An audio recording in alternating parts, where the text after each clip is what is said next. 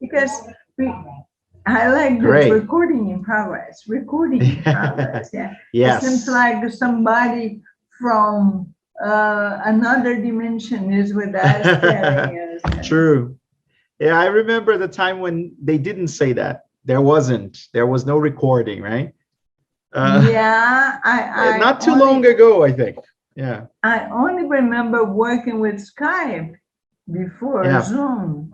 And I guess I do not recall the time when it was not this voice from another dimension. No. Yeah, but on Zoom, it started recently, last year maybe, or maybe 2 years ago. Not, I remember using Zoom a lot, and this is not something that was, I think it was not usual. It's just something that started probably during the pandemic, you know? Yeah, probably. You know that voice when you get from a regular, $1.90 Yeah, speakers that, yeah, they're probably, of course, China made, which does yeah, not mean anything derogative. On the yeah, contrary, it means yeah. something nice. But she goes, your Bluetooth device is ready to bell. Have you ever Yes, heard that? yes, Nobody definitely. understands. Nobody Yeah, understands what the person is saying. yes, true. Well, this one sounds like, at least the recording has started. It sounds clear to me, right? Yeah, easy to Yeah, understand. yeah, that one at least it is. I intend. Oh my God! Yeah, let me get your Yeah. profile. Yeah, what I have to say, Okay. all that I have to say about you. Where Okay. do I go? You send me that over Instagram, or did you I send it over WhatsApp? Let me check. I'm not sure where, but if you want, I can send it to you again. Yeah, I have it maybe it's somewhere. easier. Yeah, maybe it's eeasier. I can Because I send want to here in mention the all chat that box. that is written there. And I also want to mention that you work for Brastiso and Puki and Yes. So I have University that in somewhere Paraná. here. All right. Yeah. So PUC Paraná, exactly. Let me share. I'll share the summarized version. I think it's easier. Right. This one here. Because Okay. the Let me. full version would take hours. Well, not hours, but many minutes probably. Yeah, there you go. I just pasted it in the chat box. Okay, chat box here, right? Chat box Yeah, here, chat box here, and I can send to chat box. your WhatsApp as well, just in case. There you go. Okay, yeah, because we never know how many people may start using the chat, and then I Yeah, lose the thing. Yeah, yeah, true, true. Great.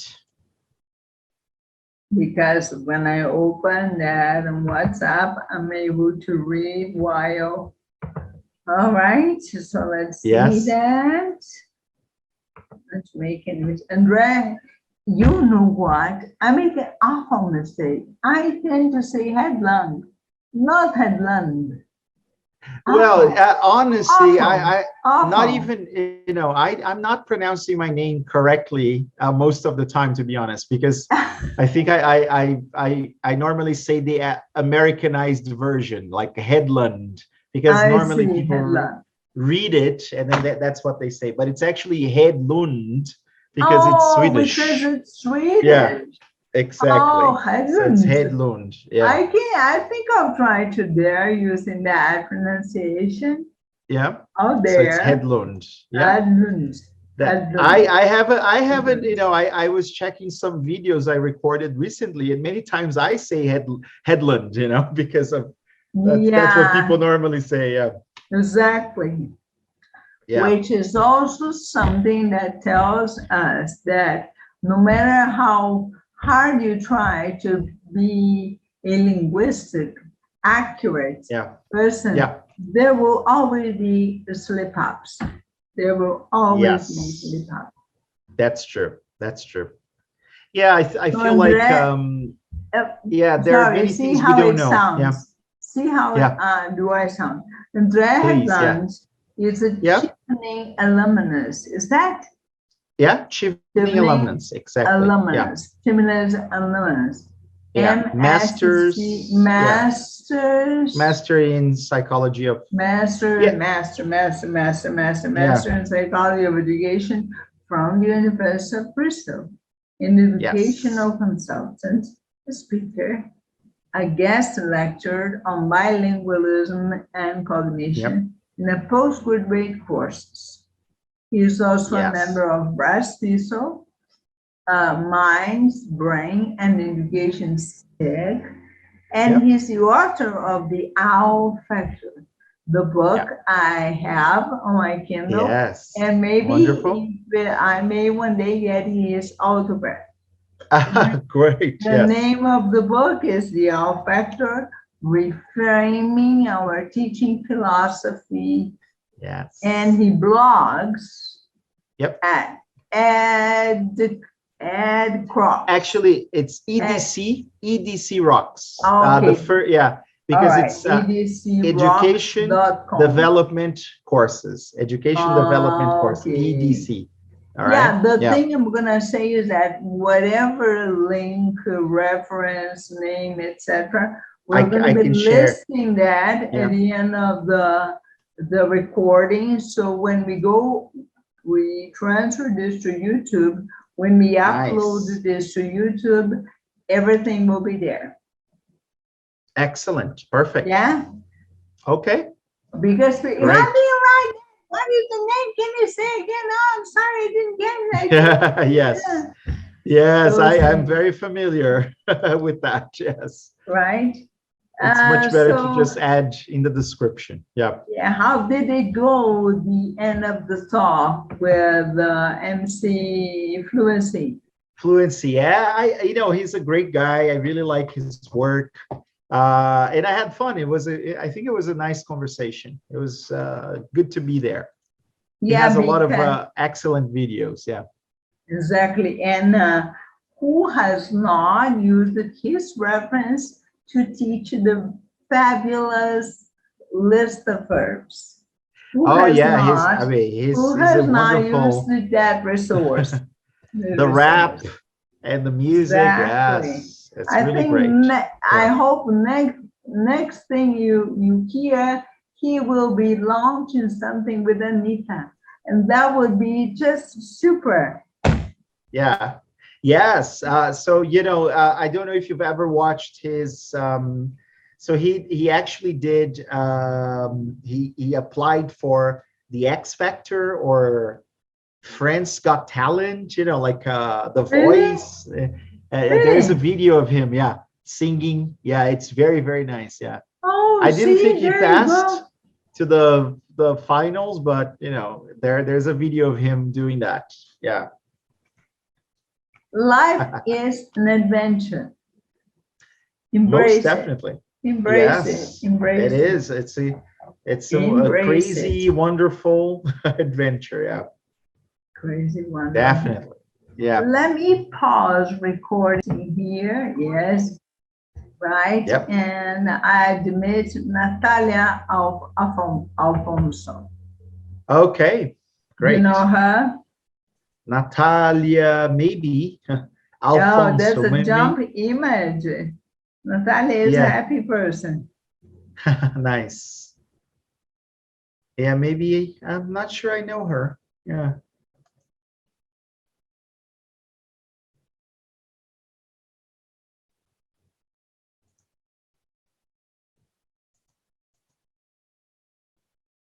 Connecting to audio. That's it.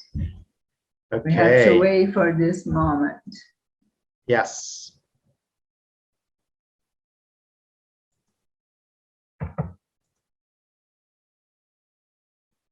I am allowing you to share screen, all right? Okay, great. I mean, I didn't really prepare slides or anything, but I can share a couple of things. Just in case. Yep. Right? Great. Maybe I could also name you host. Right? Yeah, sure.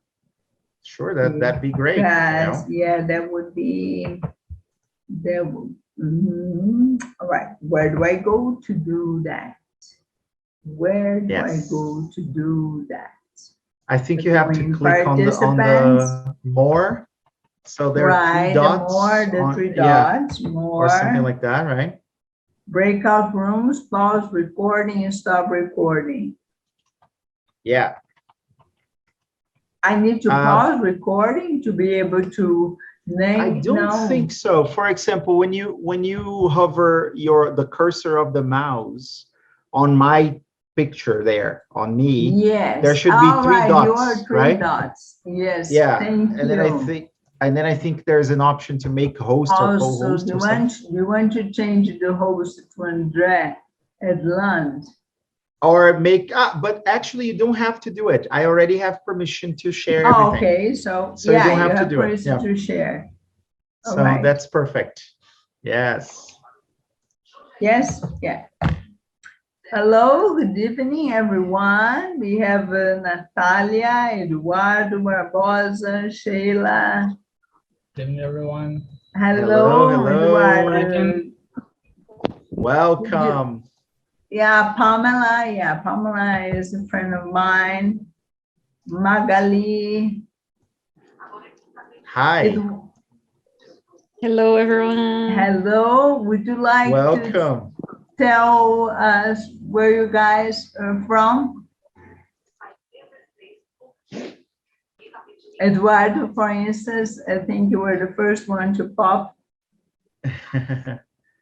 in here. Where are you from, Eduardo? I'm currently living in Rio de Janeiro, Brazil. Okay. All right. Okay, nice. Welcome. And Magali. Natalia's from Praia Grande. Okay, Praia Natalia. Grande, probably one of Alexandra's friends, maybe. Yeah. Magali, can you tell us where you're from? Hello. Hello, I Magali. am from São Roque, near Oh, Sorocaba. you're kidding. All right. I'm from São Roque, you know, Magali. I was born in São Roque, actually. I was born too, but today I'm living in São Paulo. Okay. But I love Sorocaba. Yes, I love Sorocaba too. It was one of my favorite cities when I was growing up, you know? Yeah. So you guys really have been in places, right? Lots of places. True. So now I am living in São Paulo, but I intend returning to Sorocaba. Someday, right. Someday, yes, right? And then we have my friend Pamela. Pamela now is in São Paulo, I know, but she can tell where she's from, please. From Brazil, and I'm living now in Santander. Santander is very beautiful. Nice. Oops. Hello. Hello, Sheila. And we also have Tari. Hello, Tari. Hi, Tari. Yes, hello. I'm so sorry because in my time now is 5:30 a.m. so I couldn't on my camera. Is it okay? No problem. Sure, no problem. Where are you coming from, Tari? I'm from Indonesia. I'm from Indonesia, and I got this. Wow. Wonderful. Welcome. Indonesia. Wow, that's great. I've never been to your country. Maybe someday. Who knows, huh? Yeah. There are lots of good information about Indonesia, fantasy, paradise. Yes. Lots of things. I met a lot of people from Indonesia, to be honest, when I was studying in the UK. So yeah, it's a really, apparently it's a great country, I guess, right? Thanks. So many green trees. Yeah. I did a little something. Oh, I should be able, to get you close. Maybe we can swap. Yeah. Let me see if I'm not sure I'm able to swap my position with you, but it's just a little something. Somebody has recently told me about Zoom, that you can use this kind of display, which it looks like a real conference, right? I think somebody has their microphone open, right? I think so. Okay, yes, let me check. Maybe it's Shayla. Hello, Shayla.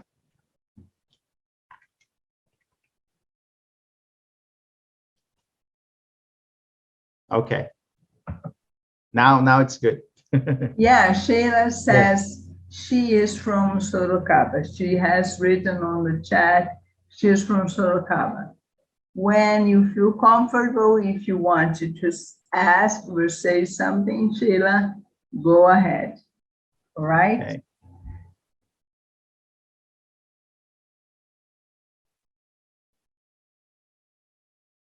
That's 7:37.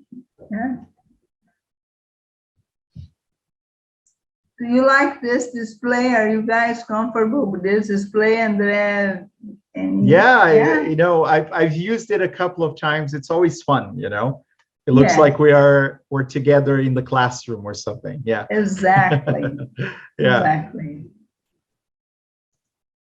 I wish I was able to get you to this round here down in the center, but I'm not sure I can. I don't think you can now because you are the one recording, so I'm not sure. You can make me host now at right, but that's okay. I'm actually right in the center there as well. Exactly. Yeah. And we can always do this. Once you start your presentation, I become small. That's it. Sure. Right? Sure. No problem. Okay, everybody. I think. And Celene. Yes. Celene, where are you from? I am from Sorocaba, born and raised in Sorocaba. Okay, thanks. Yeah. And you, Sorocaba is a pretty André? popular city. So I was born in São Roque, actually, right? And I lived most of my life in São Roque until I was around 17, 18 years old. And then I moved to São Paulo. But now I live in Goiânia. I'm in Goiânia right now. Yeah, yes. Thanks. And so, you know, I am going to officially open this webinar session, right? By sharing with you the story. During the pandemics, we teachers were at first, you know, quite lost. I mean, most of us who already taught online knew exactly where to go, but many of us were completely lost. So we turned to Instagram to find reference, to find teachers, to find comfort, let's say, during this time. And I met André, and there still is going on something called chá filosófico. There would be philosophical tea. It's actually a pedagogical tea. Pedagogical tea. Well, all pedagogy should follow some philosophical principles. Definitely, all right, but it's chá pedagógico that he shared with please. Rodolfo Machello, Rudy, Rodolfo Machello. For people who know him. Yeah, Rudy, we call him Rudy, yeah. And that was how I became interested and finding more about André Hedlund. And then, you know, my interest in neuroscience also has increased. because there was more time to read, more time to study, and find new information. So when André Hedlund agreed to join me on a Zoom talk conversation webinar, you can only imagine how grateful I feel, right? And to my surprise, André and I share a lot of interests, right? We both have read some same books on neuroscience, and he has the fortune to be a graduate from Bristol, right, in England, which is a dream, perhaps to many of us, right, studying there. And he also likes tea. And the adventure of tea brought us one day to think about the people that would launch themselves into the ocean in the past, seeking for fortune, seeking for goods, seeking for adventure. And I believe you will learn with me, André. It's just one kind like that. I also wanted to thank Clube Poliglota Sorocaba and Clube Poliglota Brasil, because they are the ones who give us support and to be able to spread the word to anybody around who loves languages. So without further ado, André Hedlund is a Scheveningen alumnus, master in psychology of education from the University of Bristol. He is an educational consultant and speaker and guest lecturer on bilingualism and cognition in a postgraduate course. He is also a member of REST-ESO, Mind and Brain, and Education SIG. He is the author of The Owl Factor, a book I have on my Kindle, and perhaps someday I will have the honor to get the real autograph. This book focuses on reframing our teaching philosophy, and he blogs at edcrocks.com. Yes. All the links and information and reference we're going to use here will be posted when we upload this video to YouTube channels, all right? On this transcription, all the links and details and names and references will be there for you. So, André, please. Thank you very much, Celene. It's an honor for me to be here tonight, connecting with, many people who are interested in languages. And I feel that I am one of you, actually. This is how I got started. I really loved learning about different languages and learning how to use those languages in many different contexts. And I still remember that my first contact with English, I was very little. I was actually probably around 7 or 8, maybe even actually probably 6 or 7 years old when I started. And but I've been around languages for a very long time. My father, who has passed away, he was Swedish. So my last name Hedlund is Swedish. So my dad used to, bring some of his friends from work, and they talked in Swedish. And I think my fascination grew over time. I really wanted to understand how languages worked. What are the main principles of learning languages in the brain? I was always a geek, very nerdy. I liked science fiction, reading all kinds of books and watching Star Wars and Star Trek and things like that. And I was really interested in understanding the mechanics, the processes that happen when we're learning something, because that's what I feel that I like nowadays. I want to understand the underlying principles, like the foundation of how things work. And today, and I would like to ask you right now, because you are the Polyglot Club, right? So does anybody here speak more than Portuguese and English?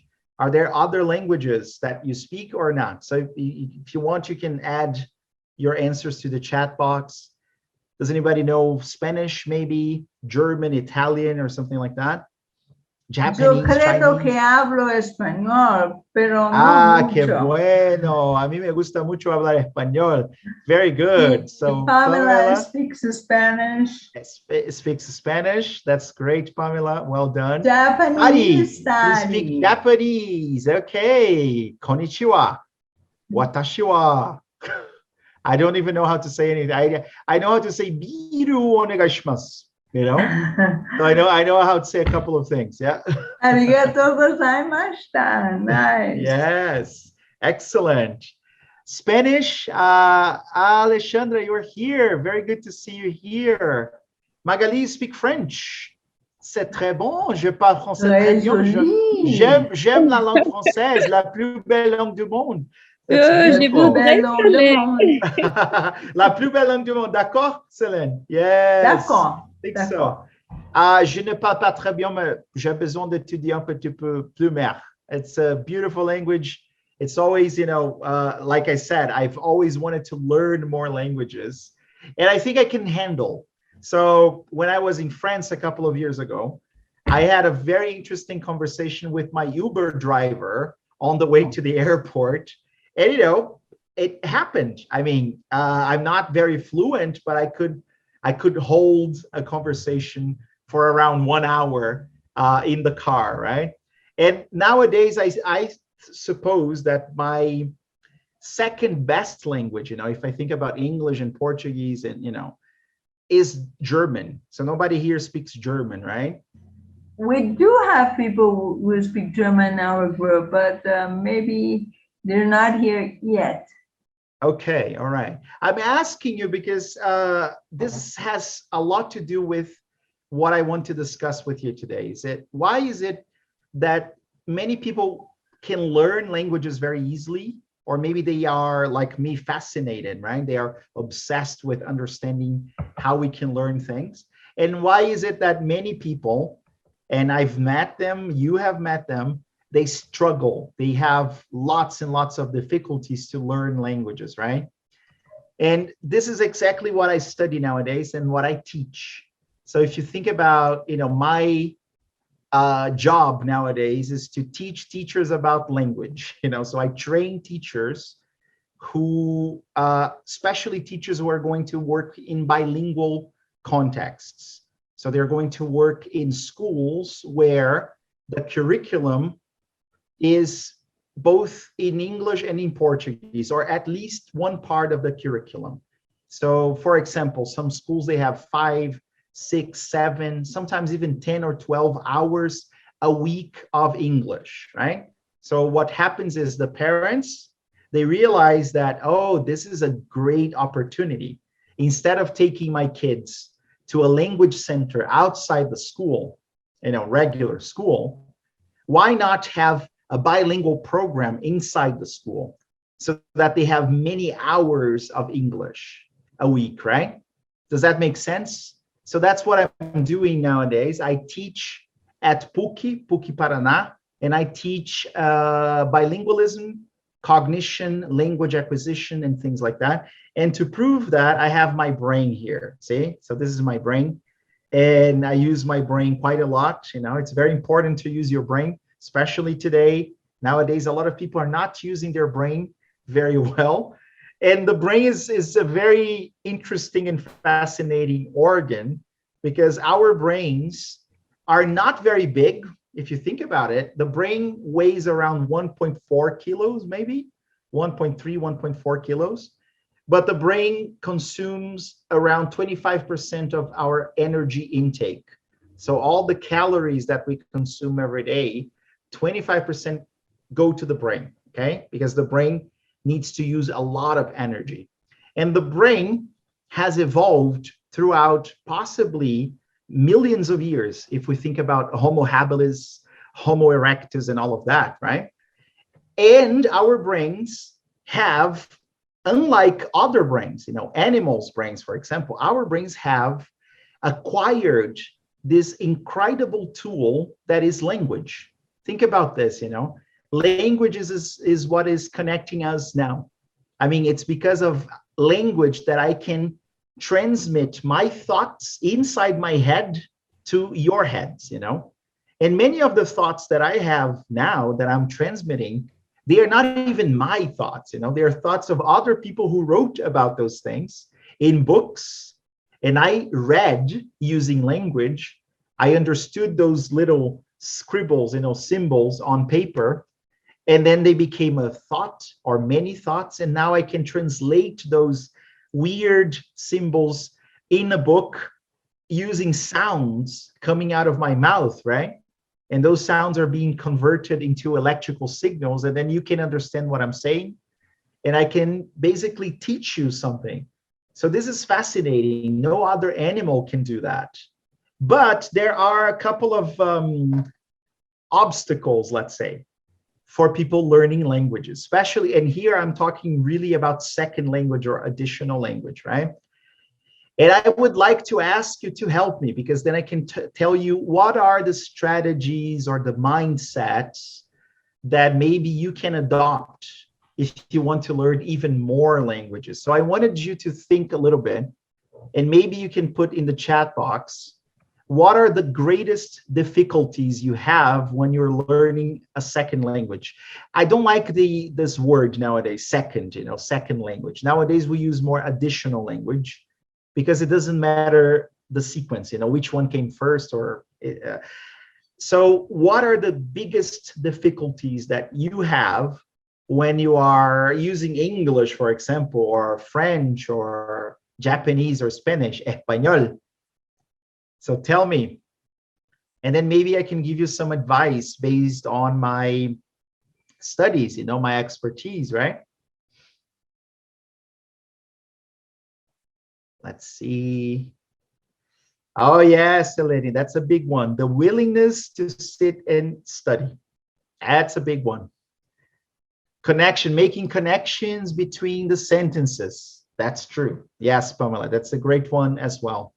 Because it comes very naturally to us in Portuguese, because that's our first language, right? So we can just connect very easily. When we're using an additional language, it might take more time. But with time, as you get more and more proficient, more fluent, then it comes naturally as well. Just like, me here talking to you. Spontaneous speech, Eduardo. That's great, yes. So, when you are in a situation that you have to improvise and you have to talk about something and you have to respond to other people, it might be very complicated because maybe you didn't practice all the possible scenarios in all the possible situations, right? Great. And Magali, to put study and contact with language in our routine. Yes, Magali, that's because that's the thing about bilingual programs that parents love, that their kids are going to be in contact with English every day for 50 minutes, 1 hour or so, and sometimes even more. Sometimes they're going to have 10 hours of English a week, okay? Which means they're probably going to be in touch with English 2 hours a day.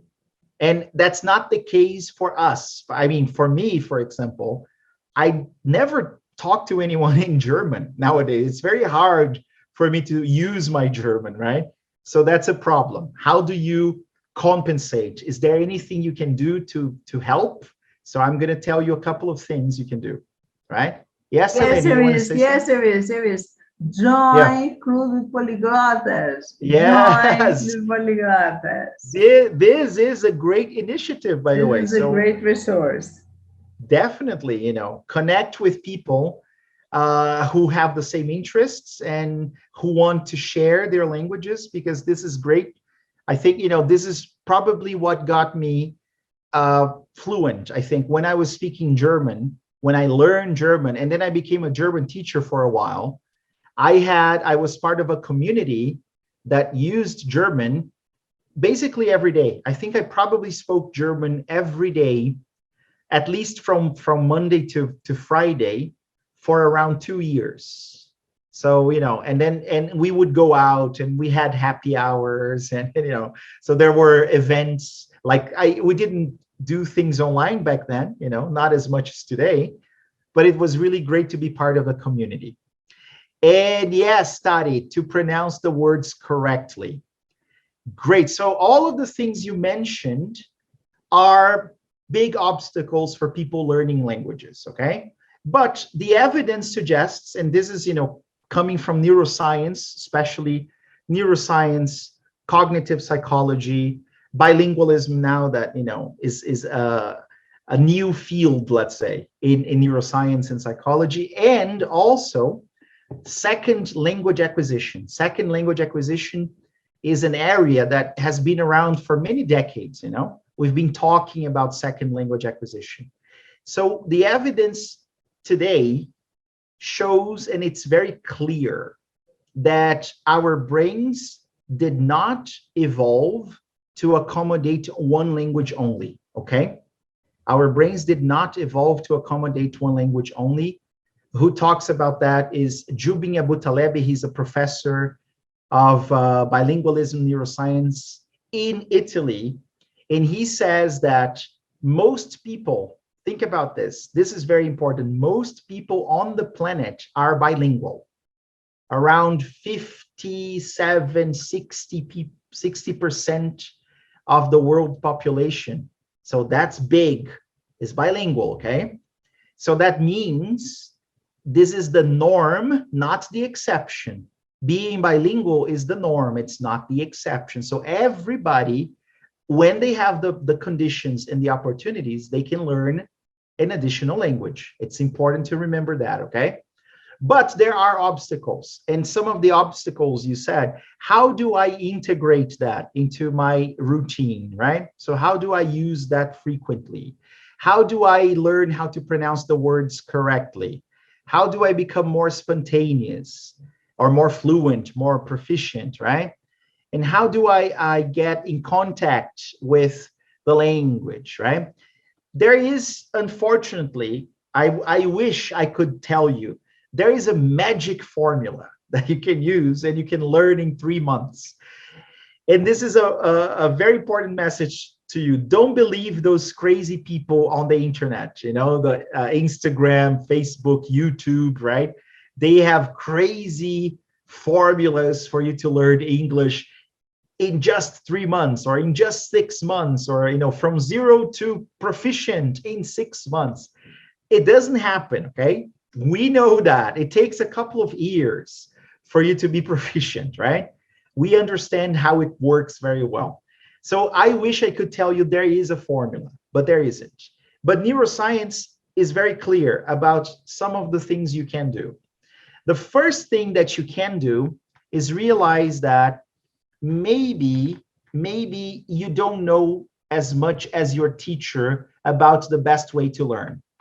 Because this is a big problem, a big mindset problem, okay?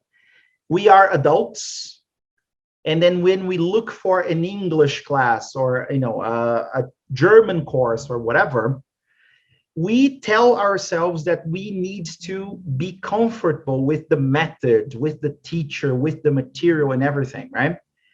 And okay, sure, it's great if you like the course, if you like the teacher and the material, but if you don't know how languages are taught or how to teach languages, maybe you cannot judge the method. And this is one of the biggest problems we face with students. They go to the English class, they stay 2-3 months, and they go like, ai, não tô aprendendo. I'm not learning anything.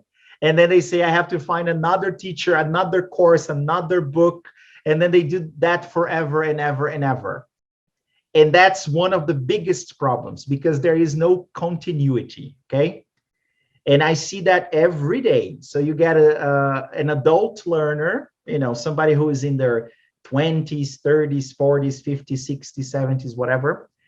They start a course, a few months into the course, 3, 4, 5, 6 months, they give up, they stop because they didn't like this or that. The truth is, select a course that is a good course, a teacher who is qualified, a school that uses good materials. Start the course and go all the way. Go all the way. Finish the course. Because it's very much like being on a diet or like going to the gym, okay? Very, very, very, very similar. If you don't like something, it doesn't mean it's wrong or it's not working, okay? We have to understand this. This is a very important message, because what happens to most of my students and the students that parents that I meet at the schools that I supervise, right? They say that, oh, I never learned English. And then I ask them about what did you do? So how was your process? And they tell me, I asked the teacher, but I didn't like the method. And then I ask them, okay, so what do you know about English teaching methods? How many methods are there? Have you ever heard of the audiolingual method, for example? They have no idea about anything related to methods. So how is it that you can say, I didn't like the method, if you don't even know what a method is in English, if you don't understand methodology? We study that, teachers, if you have a qualified teacher, they know the different methods, right? So that's the first thing. Probably, and this is a very important message again, if you go to a great school, qualified teacher, good material, if you start and you finish the course, you are going to learn.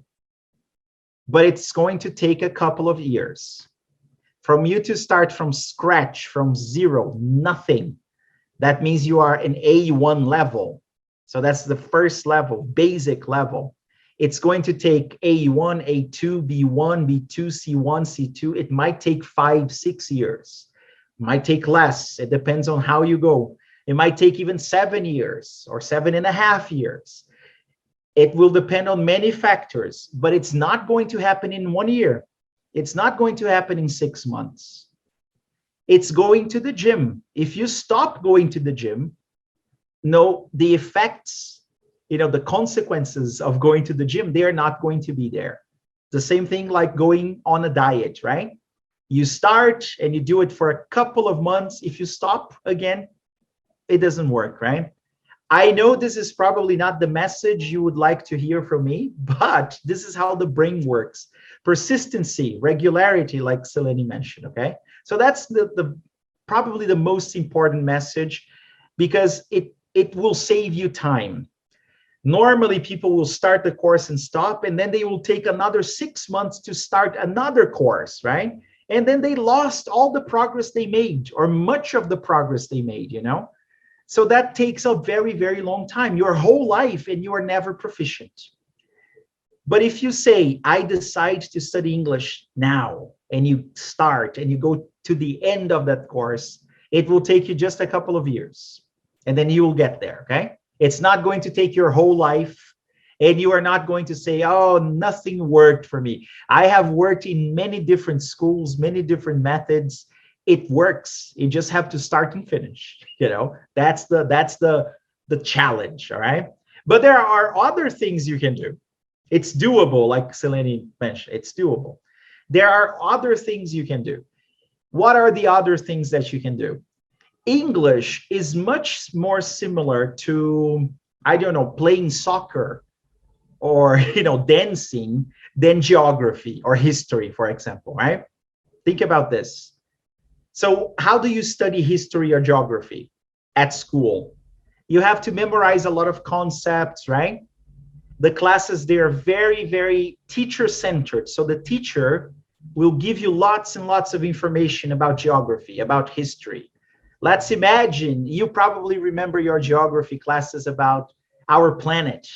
Remember there's a nucleus, and there's a magma, and there's a crust. Do you remember the different layers of planet Earth, right? So you remember, what does the teacher do? The teacher gives you all of that information. You don't interact as much. You can ask questions, and then there's a test, right? That's not English or any other language. Languages, they have a physical element that doesn't really exist in history or geography. The physical element is listening, especially, and speaking. And if you don't do those things, you don't learn how to do them. So just like dancing, if you want to learn how to dance, you can't only observe other people dancing. If you look at other people dance, you can learn. I mean, of course, if you have ever been to aerobics classes, you know, when you watch somebody doing something, you can follow what they're doing, right? But you will never get very good at those things if you don't try for yourself, all right? And that's how English or any other language works. So if you want, a lot of people complain that I can't speak English very well, or I'm not spontaneous, like you mentioned here. I'm not fluent enough to, because you don't try to speak in many situations, as many situations as possible. It's like trying, let's say you are a professional dancer, maybe a ballerina. Think about ballerinas, ballet, you know, it's a very, very high performance type of dance, right? So, you know, those crazy pirouettes, like the flips and, you know, how do you think people get to that level? Trying as many times as possible, you know? So how do you get to the level like me? If I want to give a lecture, a workshop in English, I can do it because I've been using my English for a very long time. I've been practicing, training. So how do you get to that same level? You have to use your English, you know? I know sometimes we don't want to be exposed.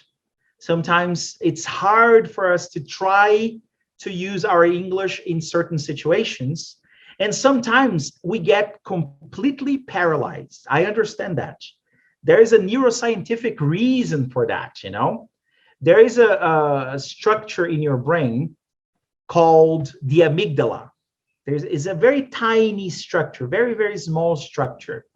When you are afraid, when you feel that something bad, scary is going to happen, when you feel intimidated, when you feel like you're going to say something wrong and people are going to judge you or people are going to make fun of you, this little thing in your brain, amygdala, sends a signal to the rest of the brain. And this signal is what we call the flight, fight, freeze response, okay? The FFF response. So basically what your brain is saying is, uh-oh, get ready, something bad is coming. You know, imagine you are in a situation with people from many other countries and suddenly you have to speak. You have to speak fluently in front of them. You have to communicate something. Your amygdala in your brain goes like this. And then you feel like it's the same feeling, physiologically speaking, it's the same feeling as if you were in the jungle and there was a lion in front of you, you know? A lion, a big lion in front of you. It's the same feeling. You feel like, oh my God, what do I do? Can I fight the lion? Probably not. The lion is much stronger than me, right? Fight or flight response. That's it, Eduardo. Can I flight? Can I escape the lion? Probably not, because the lion can run faster than you, you know?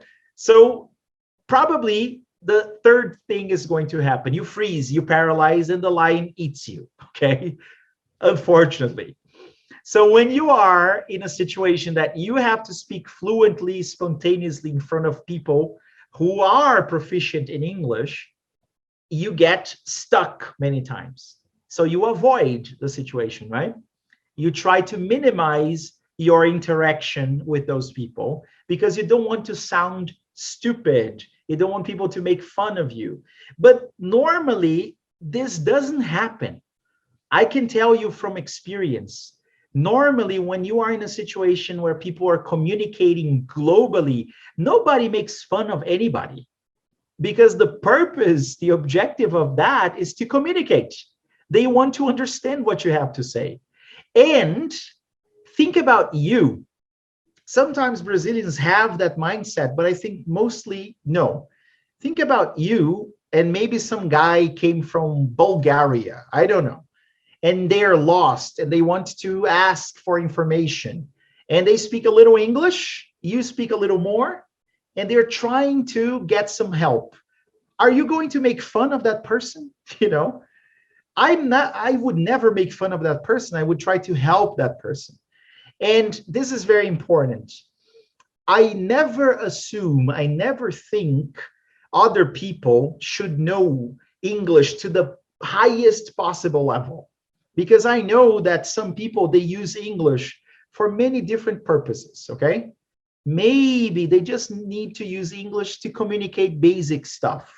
Or maybe they are professors at a university somewhere, and then they have to use English at a very high level. I never assume anything.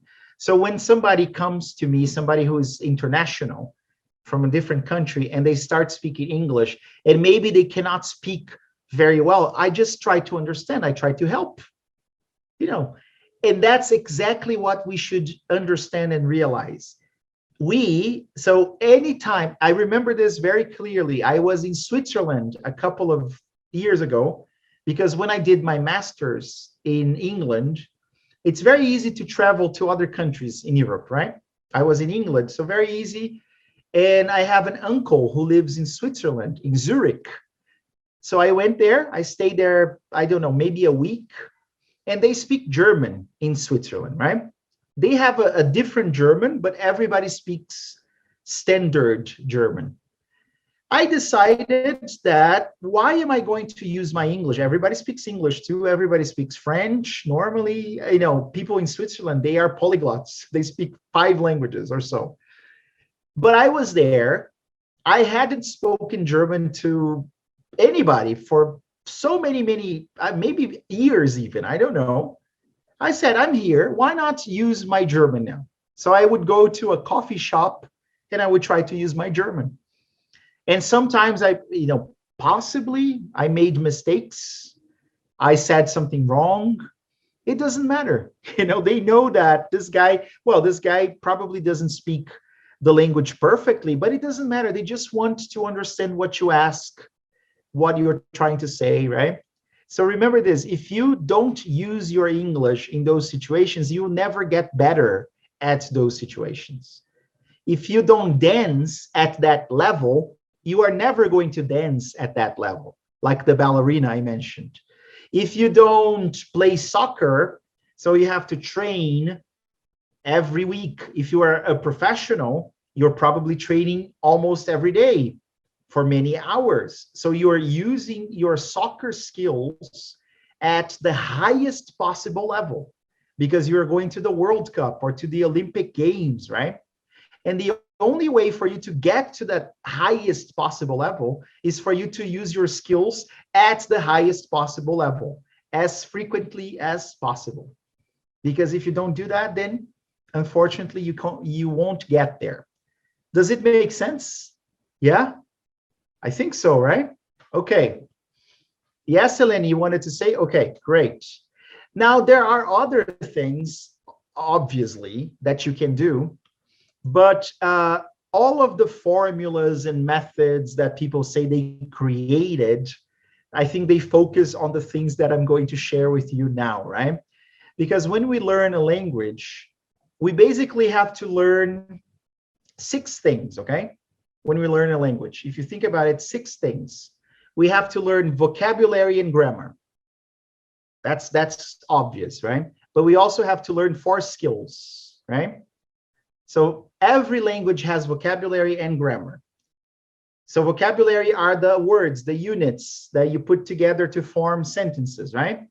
And grammar, the rules of how you put those things together, or how they sound. So for example, the phonemes, so when you look at a phoneme of a word, the grammar gives you how you should pronounce it, right? So grammar and vocabulary, that's the basic stuff that you have to learn. But you also have to learn the 4 skills. And the 4 skills are, and I'm going to tell them in the order of, let's say, how we normally learn them, from the easiest one to the hardest one, okay? So the very first skill that you learn, because you can make a lot of inferences, so you can just look and compare to your own language, is reading. Think about it, right? You get a text. Think about, I mean, even before that, I could start with listening, because listening is, you know, if you have contact, yeah. But think about in an English class, you can look at a text and you can probably identify a lot of words that are similar to your own language. So reading can be easier in many situations, and it's also a more receptive type of skill. It's not active. It's not something that you have to, you know, just, it's kind of, you receive it and you try to understand, right? You receive a text and you try to understand in that case. The next one then, following that suit, would be writing. Because if you learn how to read and you learn the words, then you can start writing them. And you can start writing a few sentences, paragraphs and texts and everything. And then the other two skills that are more active skills, and they can be very, very difficult to learn, are listening and speaking. So, of course, when we listen, we can understand many things, sure. Sometimes even when we are a basic student, we can understand a few things in listening, right? But we can understand much more from text, okay? Because of the cognates. Because that's one friend, or we call them friendly words. You know, they're the same, similar words in Portuguese and English. If you get somebody from, I don't know, England to read a text to you, so they're reading the text to you, you are not going to understand as much as if you read yourself. Because if you are a basic student, you cannot connect the pronunciation of that person, English speaker, to the spelling of the word. So you are not going to understand as much. But if you get the text and you look at the text, you can understand more, because you will see many words that are similar to Portuguese, for example. So maybe if you listen to the English guy reading the text, maybe you get 10% because you are basic. If you read, maybe you get 17% or 20% or something like that, right? Because you're still basic. But for you to be able to listen and comprehend, it's more active, because you have to pay attention. You have to decode, you know, the language in your mind, in your brain. And for you to speak, all of those things, they normally have to happen before, right? I mean, it's very hard to speak then. It's one of the I mean, I'm not saying that it's the last skill, because we learn all of the skills together. From day one, in our first lesson, we learn how to read, how to write, how to listen to, and how to speak English. So if you have to learn those 6 things, vocabulary and grammar, reading, writing, listening, and speaking, you need to repeat. So that's one of the biggest strategies, the best strategy that is based on our studies of neuroscience. You need repetition. So what am I talking about? For anything that you want to do and get very good at that, you need repetition. You need frequency. And like Celene mentioned, regularity. It needs to be regular. It has to be part of your routine, okay? What those crazy methods normally say, I will teach you how to become fluent in English in 3 or 6 months. They focus normally on 1 or 2 things of the 6, okay? They focus on vocabulary. They think that just learning independent words is going to make you fluent in English, right? So they have crazy methods for you to memorize as many words as possible.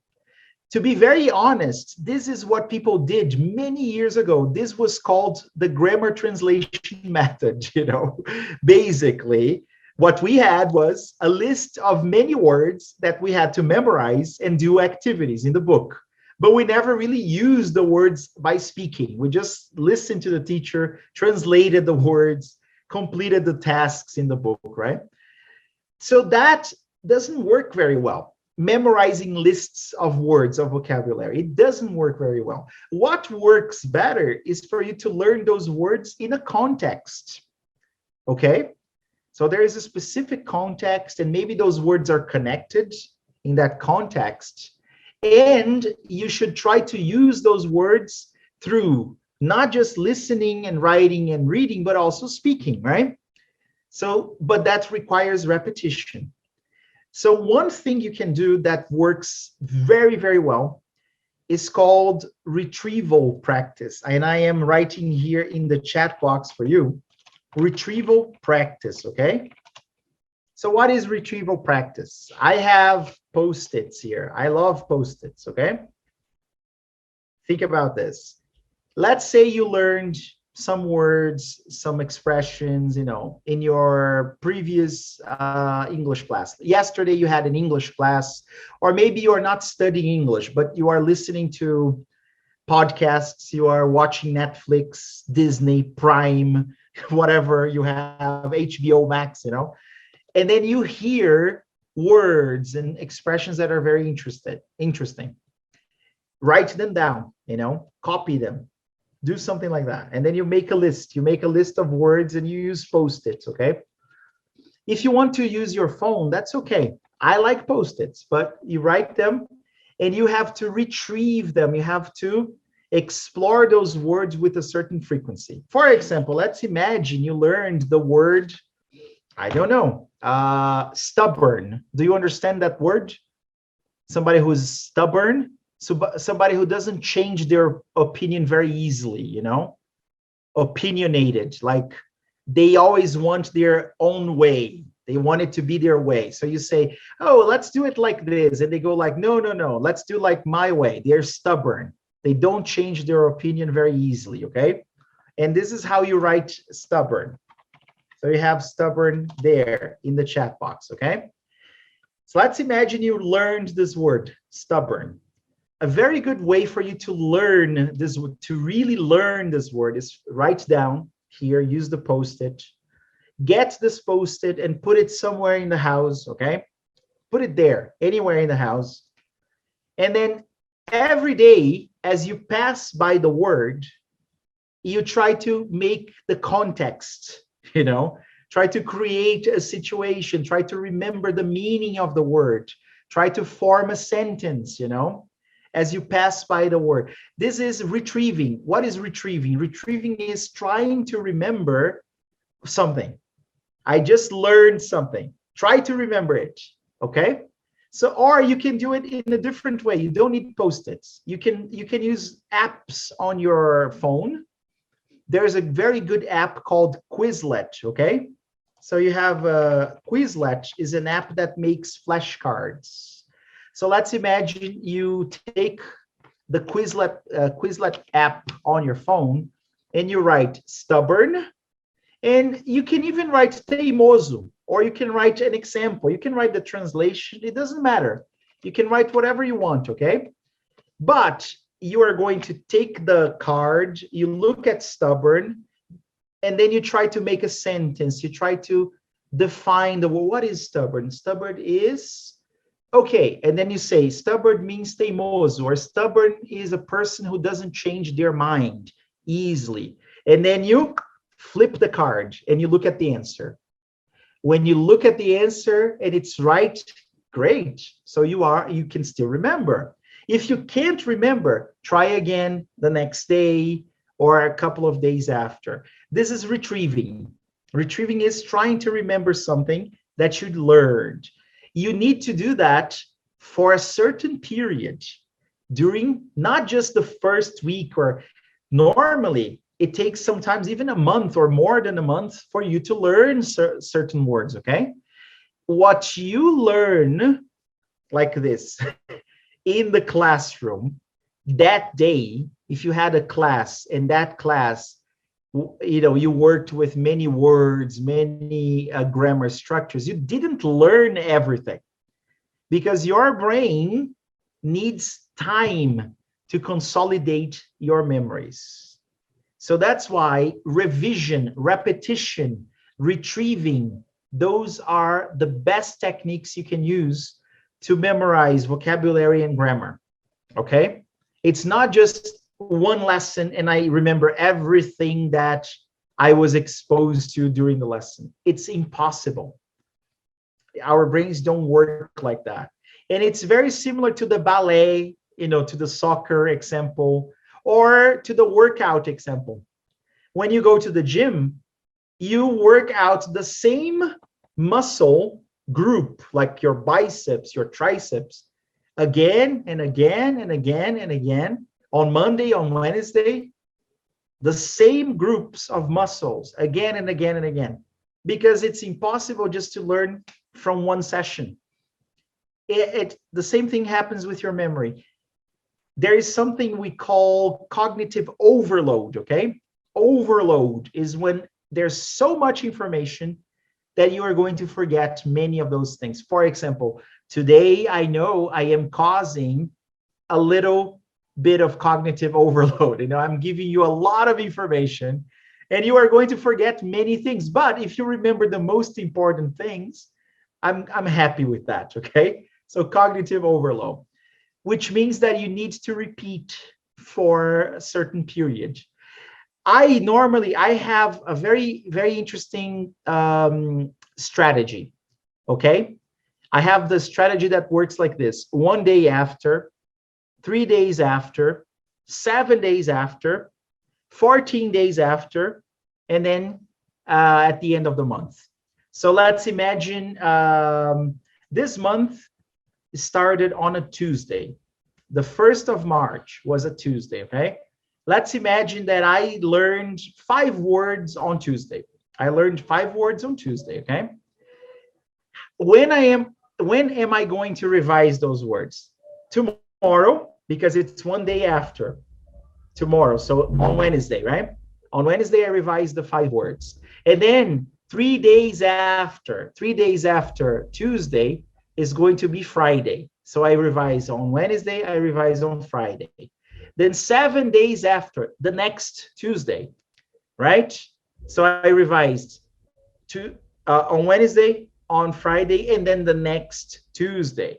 And then I'm going to do 14 days after. So I revise on the 15th of March. It was the other Tuesday. And finally, the last day of the month. So I will revise the words 1 day, 2 days, 3 days, 4 days in a month, okay?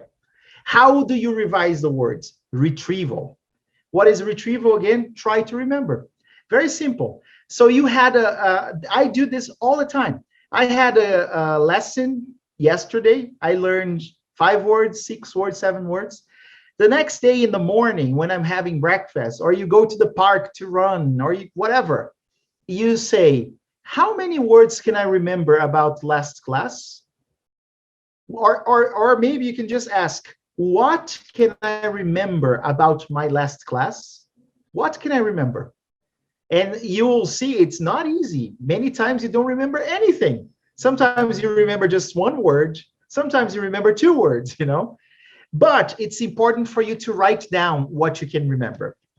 So if you write down what you can remember on your phone or a Post-it, then you can check. You can go to your notebook. You can go to the book to check how many you were able to remember, right? And then you will see many times you didn't remember anything. And then 3 days after, you do that again. You can always play with this. It doesn't have to be, how many words can I remember? Sometimes you can play a game. Like, you know, I love to play the flashcard games, right? So I will make 5 flashcards. I put the word, or I put an image. Sometimes I put an image.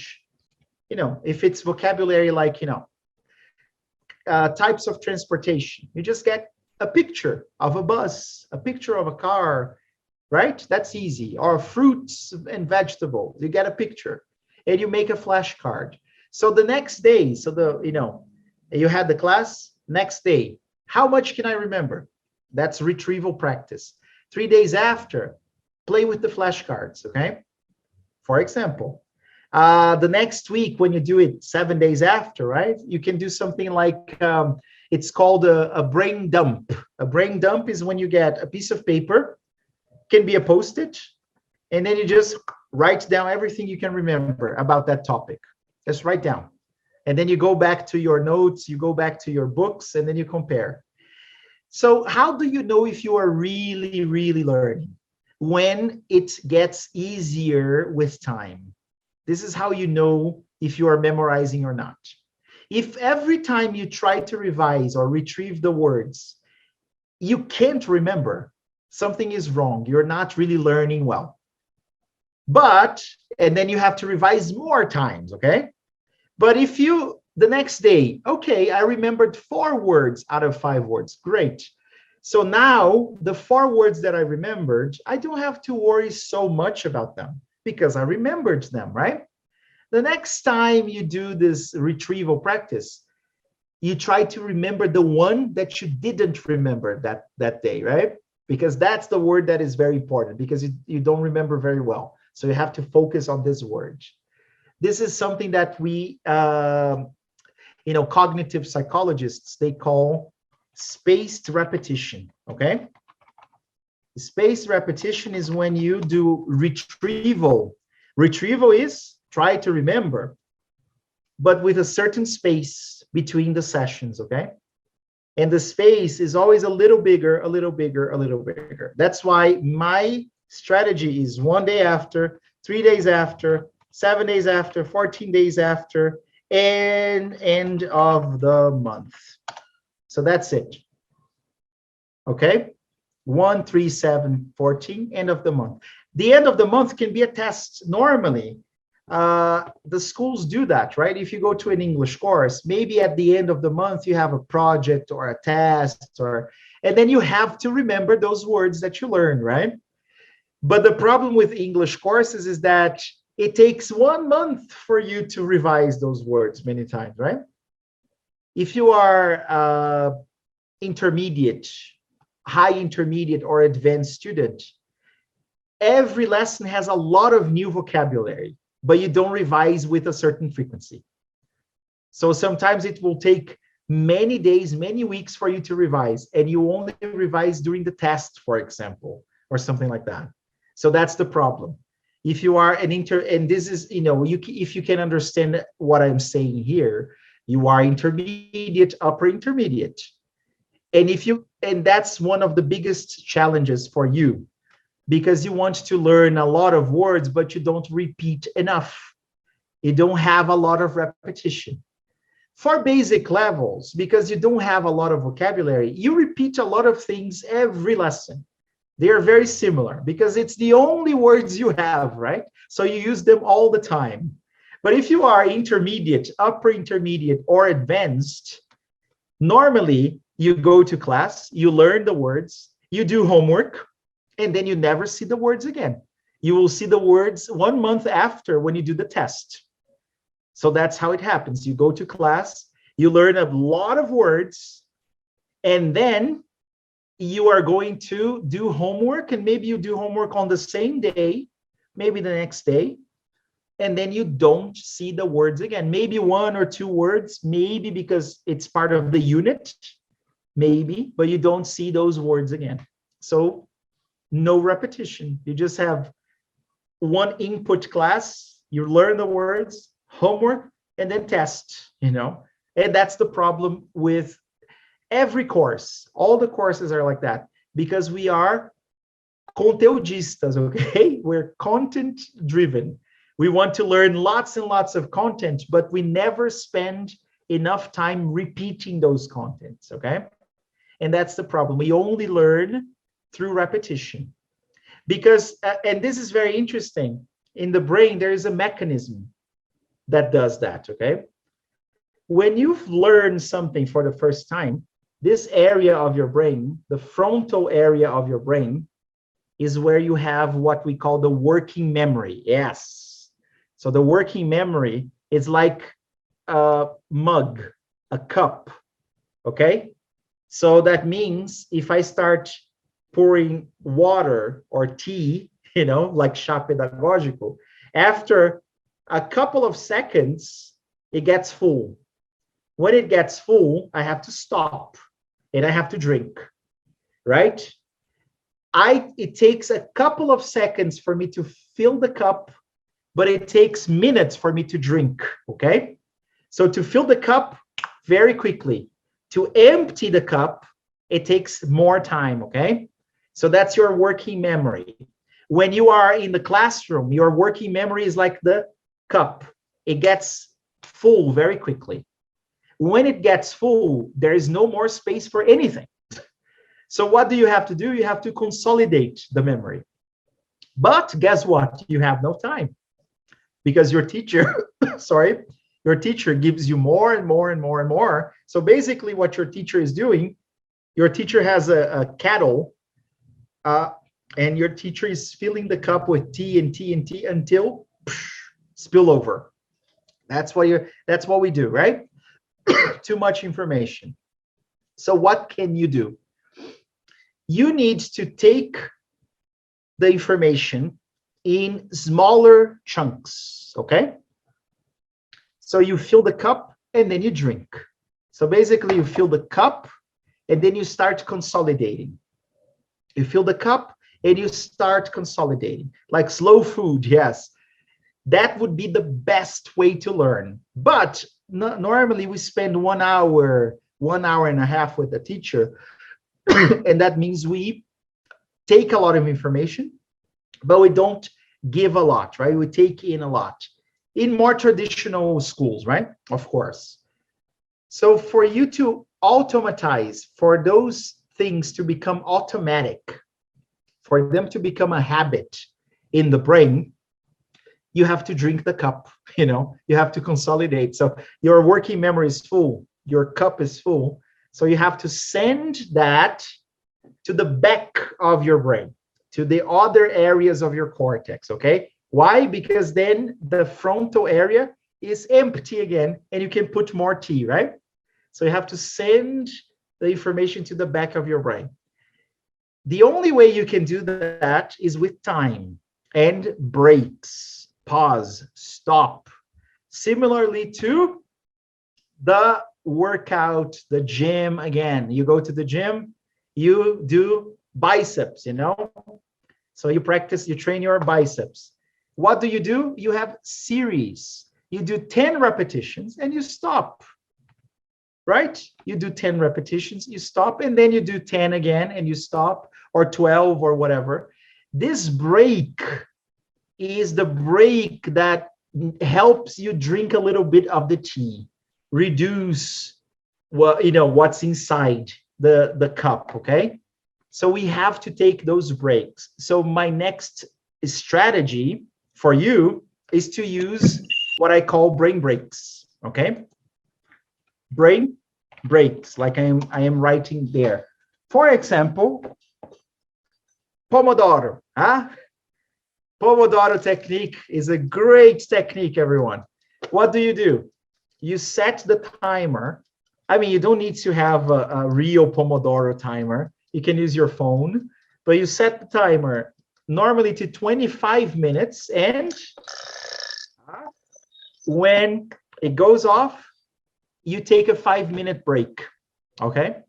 So you study for 25 minutes, you take 5 minutes to relax, to forget about it, and then you go back and you study for 25 minutes again.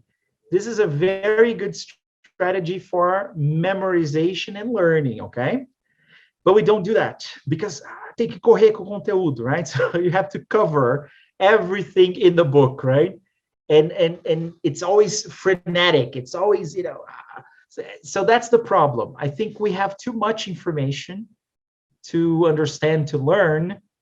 And that means we don't use the best practices because we simply don't have time, right?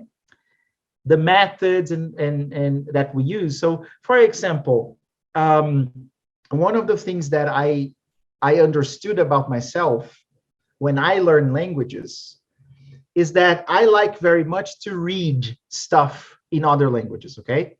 Extensive reading is very good for learning languages. We have evidence to show that, okay? So if I want to learn French, I get some French texts or the news in French or something like that. And then I try to read I make, I write down a couple of words I don't know.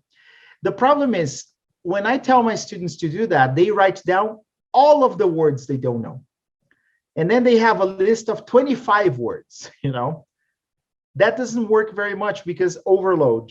So focus on 5 words, okay? 5 words, get 5 words, and then you write down the words.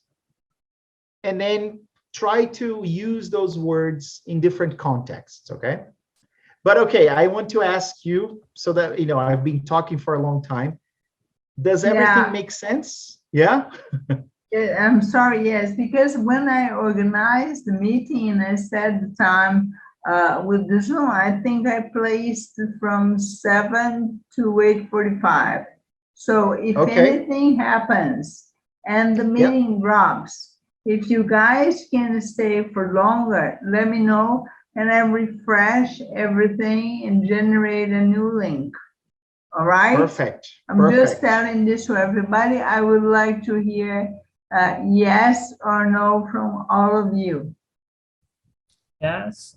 Yeah. So you talked about the repetition and basically retrieval practice with context. Great. Yes. Very good, Eduardo. Okay. That's it, So retrieval practice, repetition. Remember, trust the experts, Yes, trust the experts. Start and finish. The biggest, people say kids, they learn, I don't know, it's easier for kids to learn than adults. Yeah, I mean, of course, the brain is more plastic. Of course, there are certain advantages. We know that. But it's not because of that they learn better. It's because they stay longer, They start and they finish. Think about kids, they stay longer when they go to English course. They start the course and they will stay many years studying, I remember when I was a teacher in São Paulo, for example, many of the kids who started studying there, they had been studying there for 4 years, for 5 years. If you asked the adults, many of the adults, they had started and stopped, started and stopped, started and stopped. Kids, they don't have any other option, they start and they finish. And that's one of the things that we have to do, right? Yeah, okay, Sheila, no problems. Yeah, thank you, Sheila. Yeah, Sheila, she says that she has to leave. Okay? Exactly. Everything okay, Pamela? I saw a scared face. Yeah? Oh, No, all good? it's about the information. I never thought about this as a great information. Thank you. About the kids. Okay. Good. I'm glad to know. Yes. And the other thing I can tell you that really helps, I think, again, connection. Remember this, this is very important, what you are doing here, connection, having a community, a group to use your, it's like, if you are a ballerina, you have the other dancers and you train together. If you are a soccer player, you have a Clube de Futebol, right? So on Sundays or whatever, you go and you play together, right? It's every week that you do that. And that's what makes you better. You have somebody to use that tool, because English is a tool, a language is a tool, right? So you have somebody to use that with. If you don't have somebody to use that with, you have to find somebody to use that with, because there's no other way, So you can do like here online, or you can start a group, Yes, join the Clube dos Poliglotas here, Sorocaba, right? Really, I like very much when I have the opportunity to use the languages that I learned some years ago. Unfortunately, I don't get the chance to do it. So for me, English is like my working language, So I work with English. I use more English than Portuguese every day, I think, because I work with the language, right? But I don't work with French. I hardly ever speak French. So when I was in Paris, and I had the opportunity to have a conversation with the Uber driver, I said, why not, right? Let's try. And he said that my French was good, right? He said, ton français est parfait. I said, oh, really? No, not really. But, based on his experience, maybe he got other passengers who didn't know how to speak French. He was impressed because I could have a conversation, right? Yes, Celene? Yeah, if I may, now that you bring up the fact that we need a connection and that we needed a retrieval practice, right? And repetition, right? And to find a reliable source of information in that. Yep. And also when you mentioned the bilingualism, that the brain, it's supposed to be bilingual, right? According to recent studies. I have to confess that all my time while I was studying, I rejected the translation all the time. Because I thought that if I only had the natural, authentic, best input ever in listening, then I would be able to speak better and faster, sooner. There is one person we can blame for that, and his name is Christian. It comes to this great realization that, no matter how long you work, how long you teach, there is always something else to add. Definitely. Learning that you cannot reject, basically consolidating of the language by the mother language. Definitely. And this is something that if you're not a teacher, you don't know. But for many decades, for many, many years, we as teachers, we were discouraged. Yes. So they didn't, or prohibited sometimes when it came to using the student's first language. So in an English class, you could not use Portuguese, right? Because there were some authors, so when you study methodology, and the main authors, Noam Chomsky, for example, Stephen Krashen, they said that poverty of stimulus, so you have to give lots of input. Input is new information in the language through listening. They have to be immersed, in this English speaking environment. And then someday they will be able to speak. The thing is, this is an approach, a method that has worked, a lot of schools use that. But it doesn't work for many people. Why? Because you cause cognitive overload. Because imagine you are a basic student and you get inside the classroom, and then suddenly the teacher is only using English, and you get very little, you don't understand much. Cognitive overload. You feel discomfort in your brain. And then many times the teachers insist on just using English all the time when just one word in Portuguese could, make it faster, for example. So nowadays we have other authors. We have, there's a very important author. Her name is Ofelia Garcia, and she is a big author in bilingual education. And she says, for example, that mixing the languages as we are learning is a completely natural process. There are names for that: code switching, translanguaging, for example.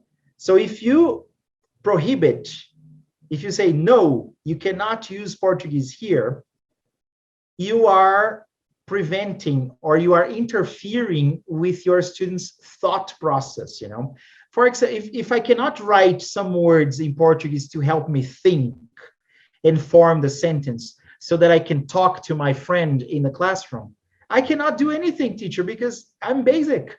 This is my first lesson, And then she says, well, you can mix the language, but of course, with time, you are going to use more and more and more and more English, right? More and more. So, and if there is a word that you can't get, like I said, stubborn, teimoso, right? It's totally fine for you to translate sometimes. As a matter of fact, we do it all the time.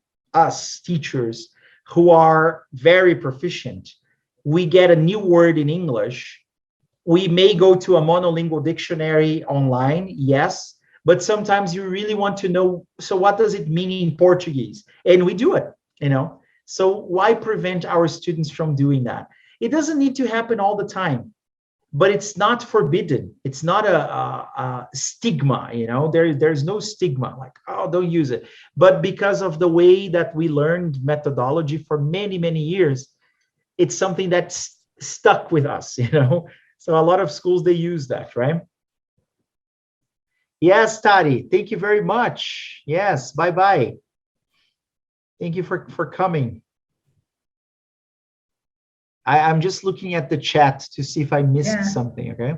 Yeah. Should we start a Q&A moment? Yes, to please. Hear people questions. So I will try to be, I'll try to follow Eduardo has raised his hand. You can also use the reaction here. If you move your cursor down right below the thing, you find reactions.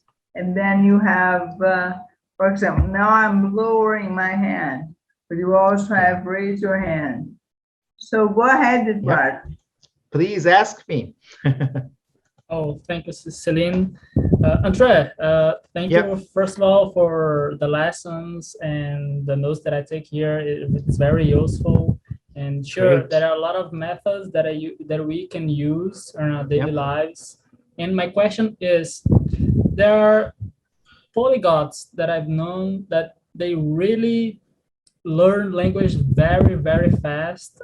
I have the experience that this person speak really well 5 to 4 or even 6 languages in a time lapse of, I don't know, 5 years. And I have seen, they're called hyper polyglots, you know, hyper polyglots. And how can you explain this? Because you said that some people spend 5, 6 years to learn one single language. And, you know, there are some methods they are better than others, or they just stick to one method and just learn much faster. What can you say said about this? That's a great question, you know, Eduardo. There is a very famous polyglot, and his name is Benny Lewis. Maybe you have heard of this guy. He's from Ireland, okay? And there are so many videos of this guy. So you can look for Benny, the Irish polyglot, on YouTube, and you can watch many videos. The problem is, he says, be fluent in 3 months, okay? So be careful with that because he's trying to sell his book and his course, okay? But there was a very, very nice TED Talk. I love TED Talks, okay? From this guy. He was the guy who was talking. And I read some stuff. I watched many interviews with this guy. And the big secret is you dedicate your entire life to that. That's the big secret, okay? You stop everything you're doing and you just learn languages. You spend hours and hours and hours talking to people. So communication there is very important, not just memorizing vocabulary and grammar, but really using, you know, trying to use from day one.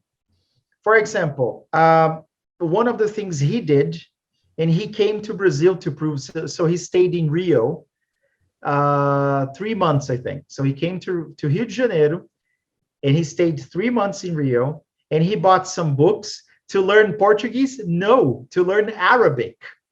He came to Brazil to learn Arabic, okay? I know it sounds crazy, but he wanted to prove that you can be anywhere. It doesn't matter where you are, because now you can connect with people all over the world, right? So he said, I am going to Brazil not to learn Portuguese, I'm going to learn Arabic, okay? So he bought a lot of books to learn, you know, the basic stuff, how to introduce yourself, you know, basic vocabulary. And every day he connected on Skype with a guy from Egypt.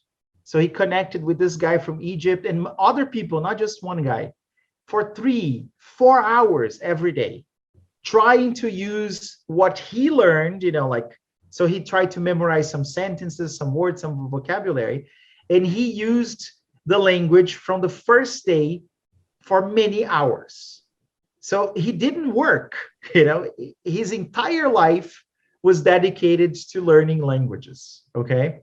It's very much, think about, the best example I can give you, Chinese gymnasts, gymnastics, Olympic Games, or Ed Sheeran. Do you know Ed Sheeran? The singer? Yes. Ed Sheeran, very famous from Britain. Remember Ed Sheeran? Okay. So I am trying to remember one of his songs, So tell me one of the songs. I forgot now. If you tell me the name, maybe I can remember. Okay. Ed Sheeran. Perfect. Shape of You. I'm in love with the shape of you, right? That's it. Yeah. So Ed Sheeran, so think about Chinese gymnasts and think about Ed Sheeran. They are projects. I know this sounds crazy. Chinese gymnasts, they start very, very early because their parents, they want them to win a gold medal in the Olympic Games, okay? They work 7-8 hours a day on the, doing the pirouettes and everything, so that 10 years from now, 12 years from now, when the Olympic Games come, they are going to be the best possible. And they're going to win medals, okay? They are their parents' project. Their entire lives are dedicated to gymnastics, okay? Ed Sheeran was his parents' project, his parents' musical project. I don't know if you know that. If you look at his biography, his parents, from the very first day, and there is a video clip of one of his songs showing him very little. He was learning how to play the piano. He was learning how to play the guitar. He was learning how to sing, how to compose. His entire life was dedicated to music. So basically, this is what he does. It's, so this is how those people can learn very fast because they don't do anything else. So of course, or they use most of their time, many hours a day, to dedicate to those things. And there is another trick. Once you learn the second language, the second language, let's say, or the first additional language, then the third one gets easier. So if you know Portuguese and English, and then you try Spanish, so you already know Portuguese and Spanish, from Spanish to Italian, just like that, From Portuguese, Spanish, Italian to French, very quickly. You can just understand. It's really like, if you are good at a sport, you really know how to play soccer. For you to play soccer, you need to be able to run fast and jump and tackle and you can use the same skills to play football americano, for example, right? It's the same. You got to run, you got to jump, you got to tackle, right? The same skills to play basketball. So if you don't know any sport that you try to learn will be hard. But if you know one very well, the other sports, they're easy. You just have to adapt a few movements, right? Same thing for languages. If you know one very well, you can just adapt things and then you can learn. But of course, there are people who are, I don't know, maybe they have a very high IQ, they have their intelligence is, I don't know. Some people, there's this guy, I think he was from Israel, and he speaks 24 languages. It's incredible, And he learned those 24 languages before he was 25 years old or something like that. But he spent most of his days trying to use the language as much as possible. So if you want to be an NBA player, think about it. And you have never played basketball in your life, but you know how to play soccer, you have an advantage because you already know how to run and jump and tackle. But if you really want to be an NBA player and you play as much as you can every day, and you, of course, take care of your health, you try not to get hurt, that's the way you can do it, your whole life is about that, right? And I forgot to say, those people, they normally they are very interested and fascinated by the literature, literature and movies and everything from that culture.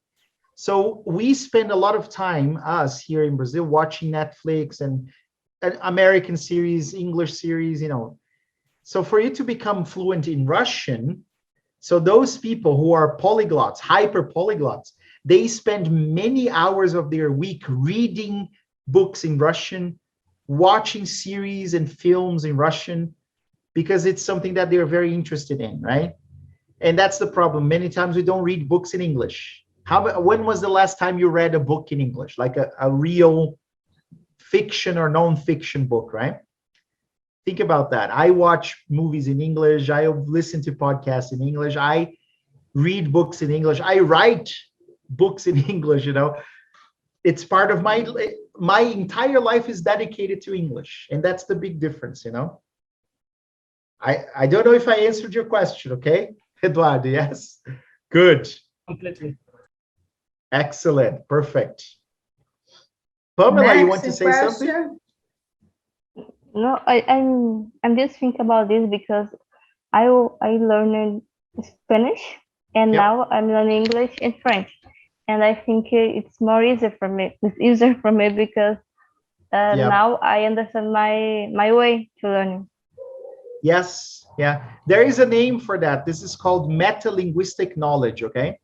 So when you are monolingual, you have only one language, Portuguese, you don't know that other languages, they are different. They are constructed in different ways, So if you are a monolingual, and let's say somebody gives you a French dictionary, you are a monolingual, they give you a French dictionary, and then they ask you to translate a sentence from Portuguese to French. What do? You get the words in Portuguese and you translate word per word, basically, because you can never imagine that, for example, but the construction in French is not like in Portuguese, because you have never learned another language. But French and Spanish, and then you try to translate something from Portuguese to Italian.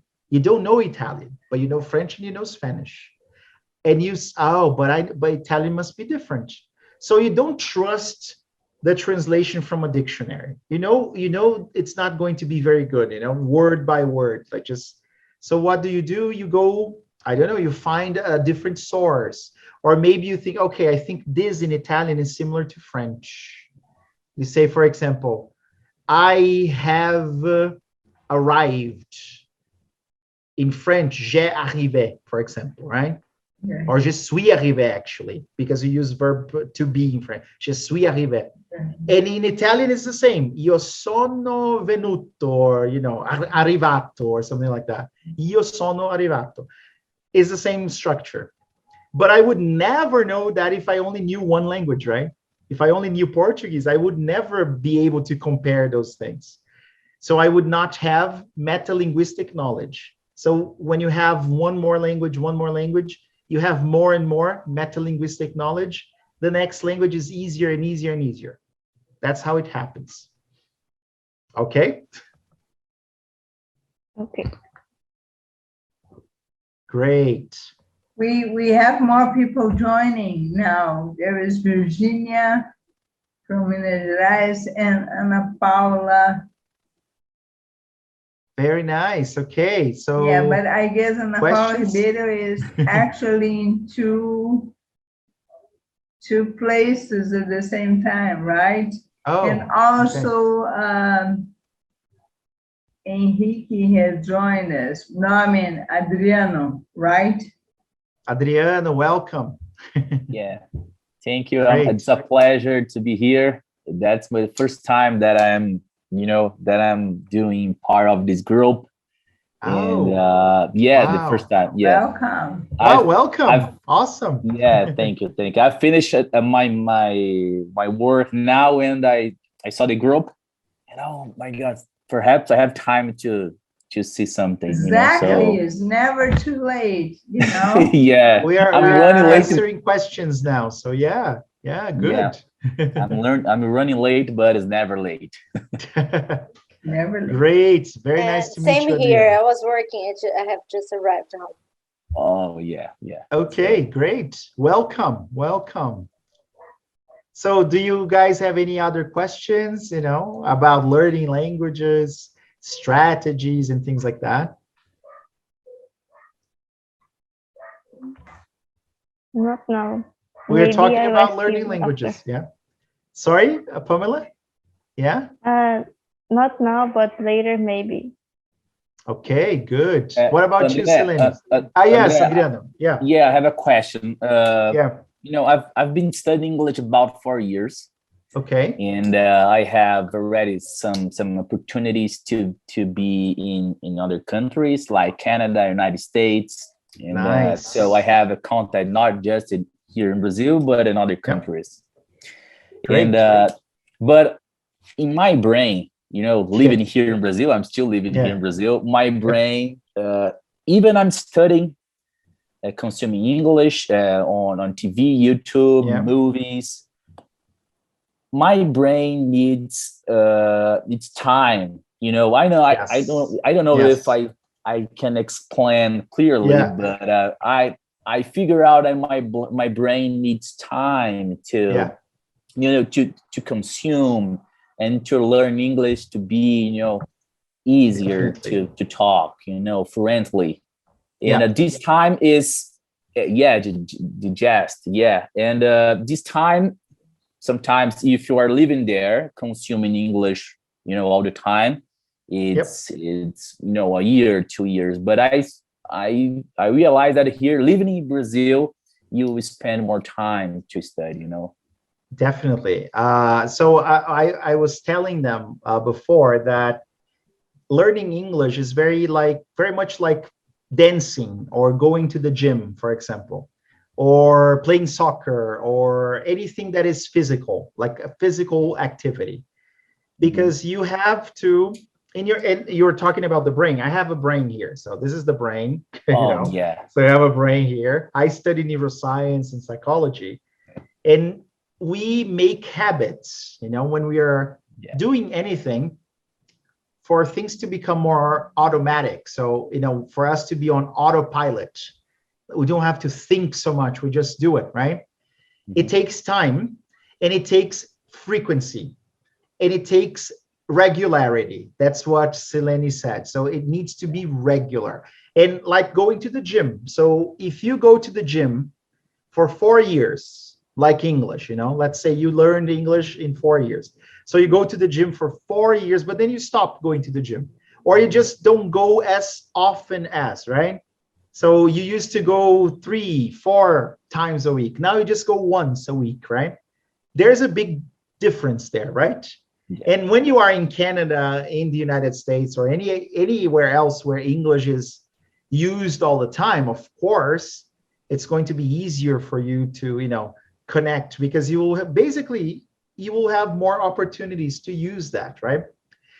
So in Brazil, the only way you can compensate or you can do something about that is what you are doing right now. You know, like here you are connecting with people who use this language, but it's never enough, really. It's never going to be the same context, never, because of course that's like living there. Never. But it doesn't have to be, and that's the fun thing. I live in Brazil, you know. I've always lived. I mean, I've lived in England, you know, for a year. I've been to many other countries. I've been to the United States and other countries. But all of the English that I learned here in Brazil. But in my case, in Celene's case, for example, it's our life, you know. Our job is to use this language as much as possible. As a matter of fact, I was telling them, 24/7. Yeah, I use more English every day than Portuguese, because this is what I work with. I published a book in English. I teach a course at PUC in English. I consult in English, right? Is it possible for you to do that? All of you? Probably not, unless you work with English, right? But every opportunity you have to increase your contact just a little bit. It could be one more hour a week, or it could be 2 more hours or 3 more, 5 more hours. That's what matters. Yeah. You have to increase. So again, it doesn't have to be immersive. It doesn't have to be all the time, like, living in the country. Because if that were true, I wouldn't be speaking English right now, because I never lived really. I lived in England 3 years ago. My English was exactly like it is today, so I didn't learn there because I was living there. So you have to remember that what really matters is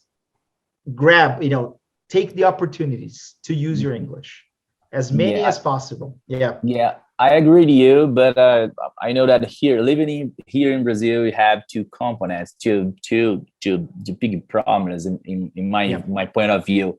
Is one, you have the time to consume English, needs time, organically speaking.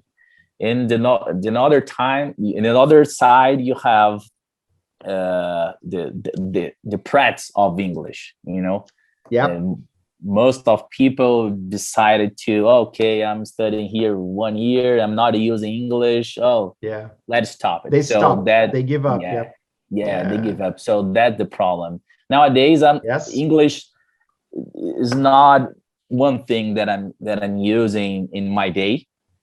I don't use in English to work. Okay. But I'm practicing studying because I intend to live, to live in another country for an experience, a short experience, a year, 2 year living. For example, in Toronto, that's a amazing place. Oh, that's a beautiful city, man. Yeah. I've been there, and that's an amazing place. So that's one thing that I figured out that is really hard to break through this 2 years study English, and oh my God, I'm not improving. But step by step. Yeah, I was telling them, and I think somebody raised their hand, but let me I was telling them this. English is a long-term investment. Any language is a long-term investment, right? Yeah. But we live for life, okay? But we live in an era of digital marketing. And remember that.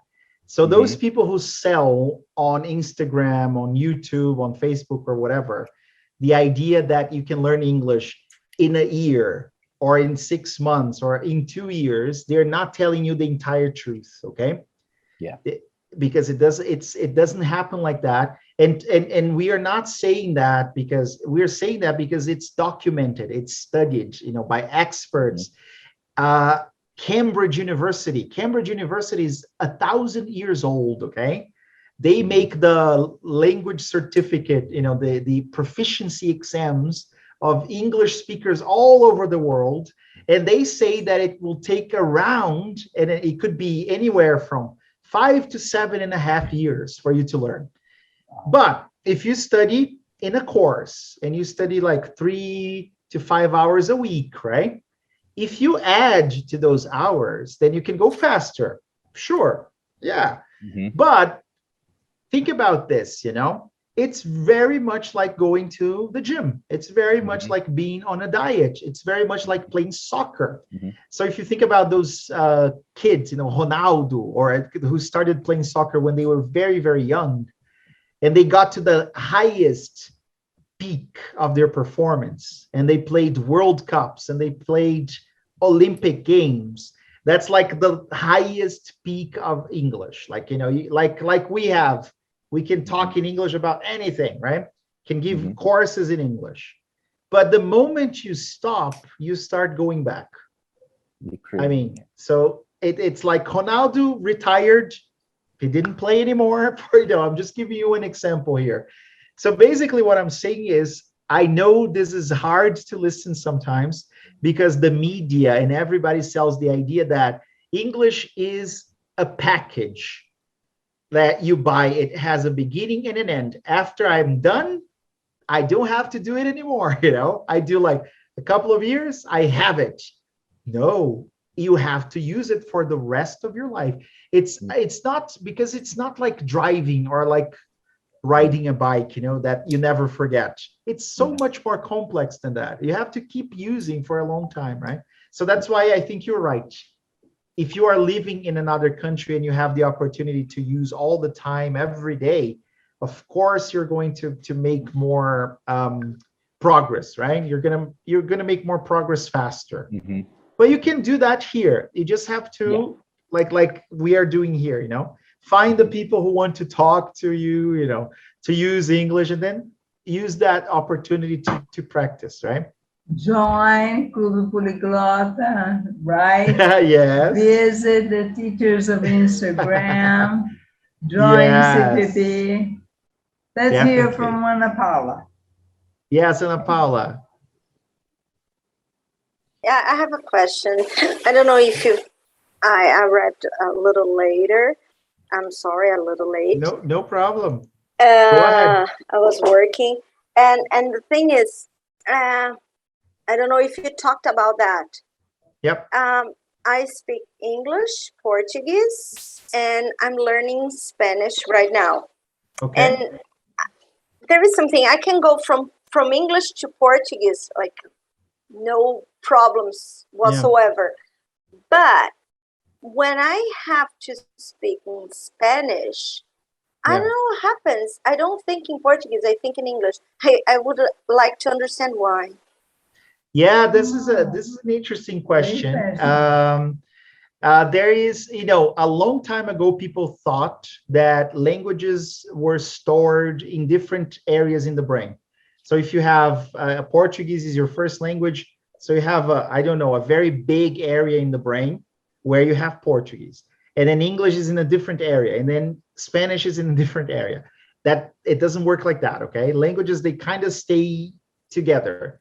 They form neural connections, you know, and they're very similar. Of course, they're not exactly the same, but they're very similar. They stay very close. And we use a part of the brain, it's called the temporal lobe. So right here, not just, of course, but this is one of the main areas that process language in the brain, right? We know from a lot of research that if your English has a certain level, your Portuguese is, you know, the native speaker, very proficient level. So, you know, is your first language. Your English, let's say your English is, you know, a little higher, like intermediate or upper intermediate, okay? So Portuguese is here, English is here, and then Spanish is here, right? Spanish is down below because it's a basic level. You just started learning Spanish, right? So the research says that the more basic the language in your brain, the harder for you to access, you know, for you to. So what is your natural instinct? Because you learned English. When you're trying to speak another language, your brain, the instinct is to go to English, right? To use English because this is the second language you use. And because your proficiency is a little higher. When you try to do it in Spanish, it's harder for you to find the words to build the sentences. So it takes, you know, it's more complicated because your level is lower. What will happen as you increase your level of Spanish, you know? So you're going to learn more and more and more, and your level is going to be very similar to English, maybe more than English, I don't know. And then those areas in the brain, they're going to be even more similar. And then you shouldn't have any problems changing, you know, transiting from one language to the next, you know. So this is what, when I speak German, so I can speak German, for me it's easy. I mean, I am not as fluent in German as in English, you know, but I can have a conversation. So because I am probably now an upper intermediate, high intermediate, maybe, I don't know. Probably not anymore because I haven't used German in many years, I think. But I remember the same feeling when I was learning German. So I knew English, I knew Portuguese, I knew a little bit of French and whatever. But when I was starting to learn German, it was very hard for me because my instinct was to go to English, you know, like so I had to say something. So my brain got used, you know, the habit that had formed in my brain was, he's trying to speak another language. This language should be English, but now there's another language, you know. So and there's another thing. Yeah. Like one day I was walking down the street in London, Yeah. and there was a car coming in a direction. I should have looked to the right. I looked to the left, and the car almost hit me. Oh my God. Oh my Yes. God. Yeah. Yeah, this happens a lot there, you know. I know. That's why they have the big, you know, sign on the sidewalk, Look right, like look look left. right or look left. Yeah. Yeah, but that day I had walked a lot, and I Yeah. was outside the city center, and Yeah. there was no message on the floor anymore. Well, anyway, Yeah. when the car came, and I can say that I'm fluent in English, Yep. and that my reaction was to scream in Portuguese, Yes. "Ai, que susto!" Yes. Ai, que Yes. susto. I saw Right? Is the emotional. language of him. Yeah. That was funny because Mother Yeah. language Our of mother survival. language, yeah, I saw something very similar in Denver, Colorado, a couple of years ago. I think it was 6 years ago. And there was a woman and her son. They were on the bus, and I was so I got on the bus, and I noticed that they sounded American to me. You know, they were talking, and the son must have been, I don't know, maybe he was 7 or 8, and the mom, and they were talking in English very fluently. But then the son was annoying the mom. He was doing, I don't know, I don't remember exactly what he was doing. And then the mom got very angry, and then she just lost her patience. And then she basically looked at him and started saying very bad things in Spanish, you know. So she went back to her, cálmate, and you know, and then she started screaming. And I remember very well the scene. And you know, I remember because I was studying neuroscience at the time, and most of our memories, if you think about it, you know, we grow up, we are born, we grow up. So we make those memories in our first language because we encode information and we make networks in the brain.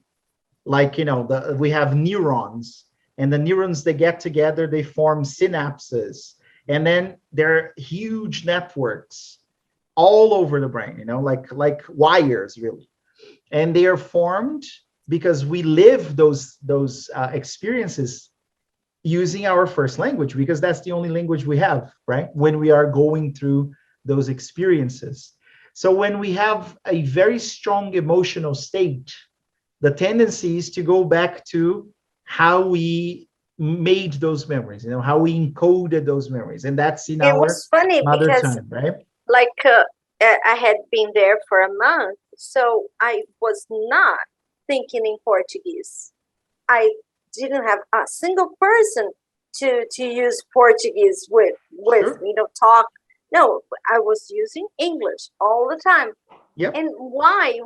I thought it was funny because like Portuguese came like yeah. and of When course, when you are irritated, like the Mexican mom, when you are scared, you know, when you have a very strong emotional response to something, your tendency is to fall back to, you know, the most instinctive, fundamental mechanics of the brain, and that's your own language, right? And you said I was thinking in English.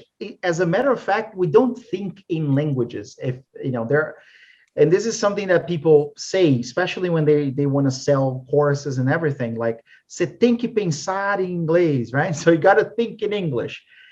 We just think, you know, we don't use, I mean, we use language to organize our thoughts. I teach exactly that at PUC, you know, so my second class is language and thought. And one of the things that we know from neuroscience and psychology is that when you measure people's thoughts, you know, and there are many ways we can do that nowadays with different neuroimaging studies, you know, like electroencephalography, functional magnetic resonance imaging, fMRIs, exactly. So you can see what's happening inside the brain. And we know that we don't need language necessarily to think about certain things, right? Think about your animals, your pets, you know, they can think about stuff, but they don't really have language. They think, you know. So when we say something, and that's the funny thing, so we have a thought in our brain, a thought.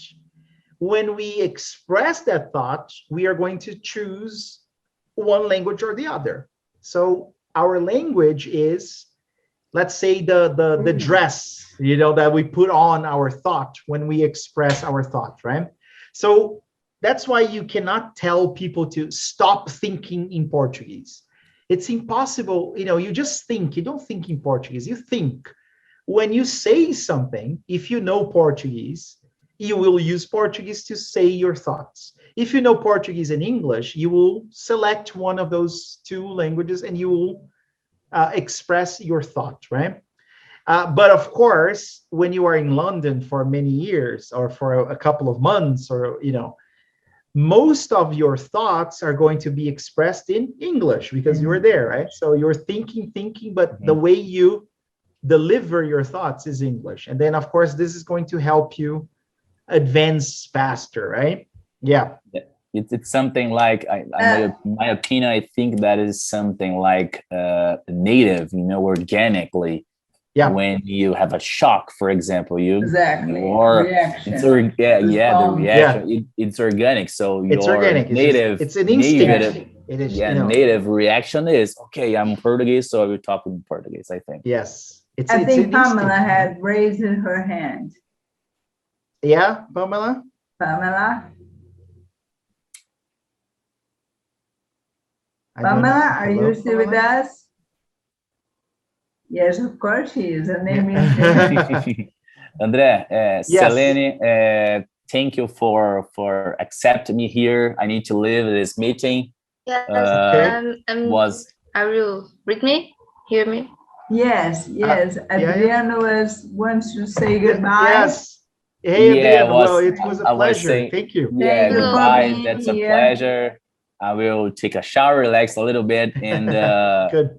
We talk another time, right? Sure. Okay. We're going to upload the video to our channels, right? Gratitude for all of you. Bye. Yes. Well, you know, it was a pleasure, Adriano. I hope I can talk to you again. All right.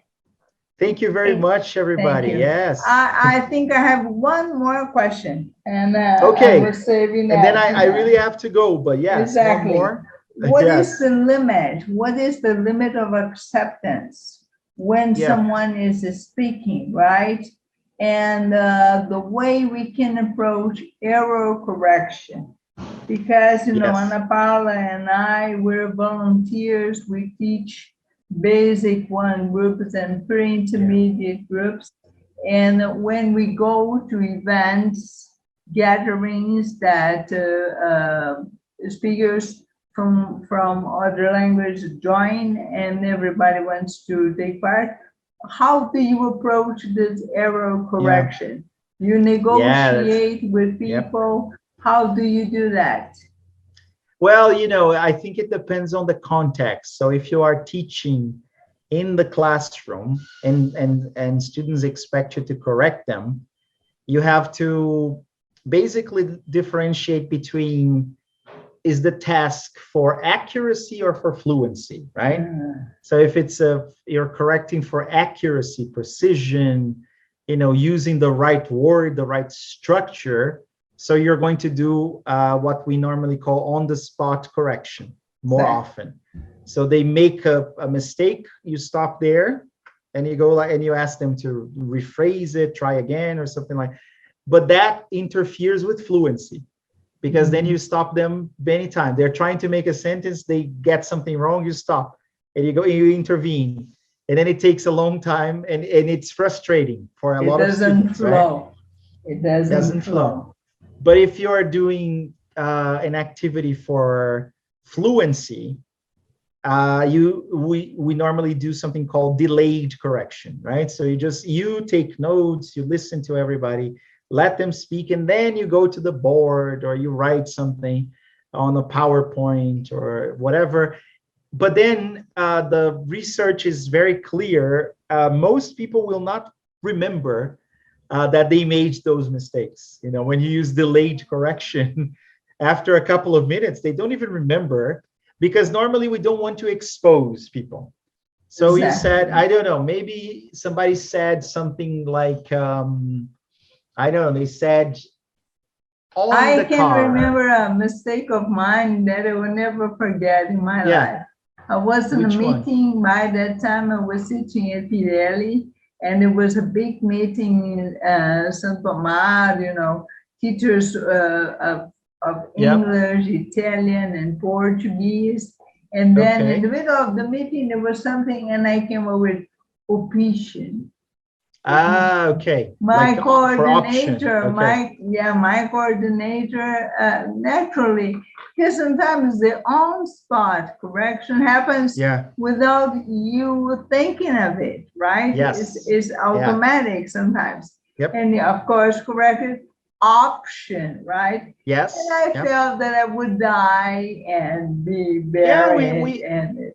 But we don't like being corrected so much. It just proved me that, all right, mistakes are there. Yeah, but those, you know, we don't like being corrected. Like, you know, there's a stigma. Making mistakes is bad. It means that we don't know. It means that we're ignorant, stupid, which is not true. Making mistakes is a very good way to learn things. And when you make mistakes, the feeling like I'm going to die or I was exposed makes you correct them very efficiently, just like that. And you will probably never make that mistake again, because you have a kind of a small trauma or something like that, you know, and then you never make that mistake again. But there is something like, you know, I said, let's imagine that the students are talking and then they say something like, I have go, or I have went, or I don't know, something like that. And then they're using that all the time, and it's a communicative task. You don't want to interrupt them, and you start writing their mistakes. You go to the board, and normally that's how we learned how to teach. We go like this. Okay, excellent, everybody. But I heard something like this, and then you go to the board and you write, I have went, and then you have all of the students, and you say, okay, what is happening here? Do you think this is right? You are eliciting from the students, right? What is happening here? And then somebody goes and says, oh no, it's I have gone, or I went, or, you know, okay. The person who made the mistake, were they paying attention? Did they remember that they were the ones who made the mistake? How do you know if they actually learned that right now, just because you put it on the board and then somebody else answered, right? So delayed correction is probably the worst type of correction, because you don't get the student who made the mistake to repeat and correct themselves. They sometimes don't even know they were the ones who made the mistake. They forget. And sometimes somebody else answers instead of them. So what we should do, if we want to be very explicit, is that we have to say, hey, João, I heard you say this. I have went, okay? Do you think this is the right form? And, you know, in a very natural, we're all here to learn. And then João go, and now you called his attention, and then he goes like, oh, and now he needs to think whether that is right or wrong. And then maybe he has the opportunity to say, oh, I went, oh, yes. And then, so say that again, tell me. Exactly. So what was the phrase again? So use it, use it. And then he goes like, I went to the park, okay. So it's not have, but normally we don't want to expose people. So that's one way we do it. It's apparently not very effective because we forget, you know. But yeah, but if you are doing, let's imagine like a Clube dos Poliglotas here, what you are not going to correct much or at all, because it's not the purpose. The purpose is to use unless they the language, request right? that, right? When people request that, because what happens is usually people come to us because they want to improve, but they know that in order to become, to step up and to become better, they have to be corrected. So I try to negotiate. Yes. As we start the thing, we tell them, how are we going to do this? Yeah. How would you prefer to be corrected? And You get a negotiate. sample, you know. Yeah, one thing that I negotiate. do, Because when you are correcting people, you care. You care. Definitely, yeah. So Yes. and normally you know, people will make the same mistakes again and again. You don't have to correct everything, but I think it can always focus on a couple of things. The purpose. Exactly. And then, I tell my students, you know, some students come to me and they complain like, but teacher, you didn't correct this and this and this and that. And I said, well, you know, when I was in class, okay, there are 20 students here or 12 or whatever. And everybody makes mistakes, and I correct some of those mistakes. And I tell them, I cannot correct everybody's mistakes all the time. It's impossible, because I would spend a lot more time doing that, and then we wouldn't do the other things we have to do. But I know that if you really don't know those things, you are going to make those mistakes again. And maybe next class, I will have the opportunity to focus on those mistakes, okay? And it's like this, we're gonna stay a long time together, and I will get some samples. So I will get, okay, now this is very important. I heard somebody, I should probably say who said that. Remember, this is not how you use, how do you use? But correcting mistakes all the time, it's not, we have other things to worry about, fluency, content, input, and all of that, right? And that's it. Use wisely. Yeah. Use wisely. Use wisely. That's the thing. Use wisely. All right. Very good. Use com moderação. Yeah, use com moderação. That's the philosophy out there, right? Exactly. Okay. So, well, now I really do have to go. I am grateful to your time and your attention, Ana. Thank you so much for being here. Right. Well, thank you. It was a pleasure. Thank you, Ana. Thank you for inviting me, Celene. And I hope that it was useful and interesting. Definitely. For all. Yeah, great.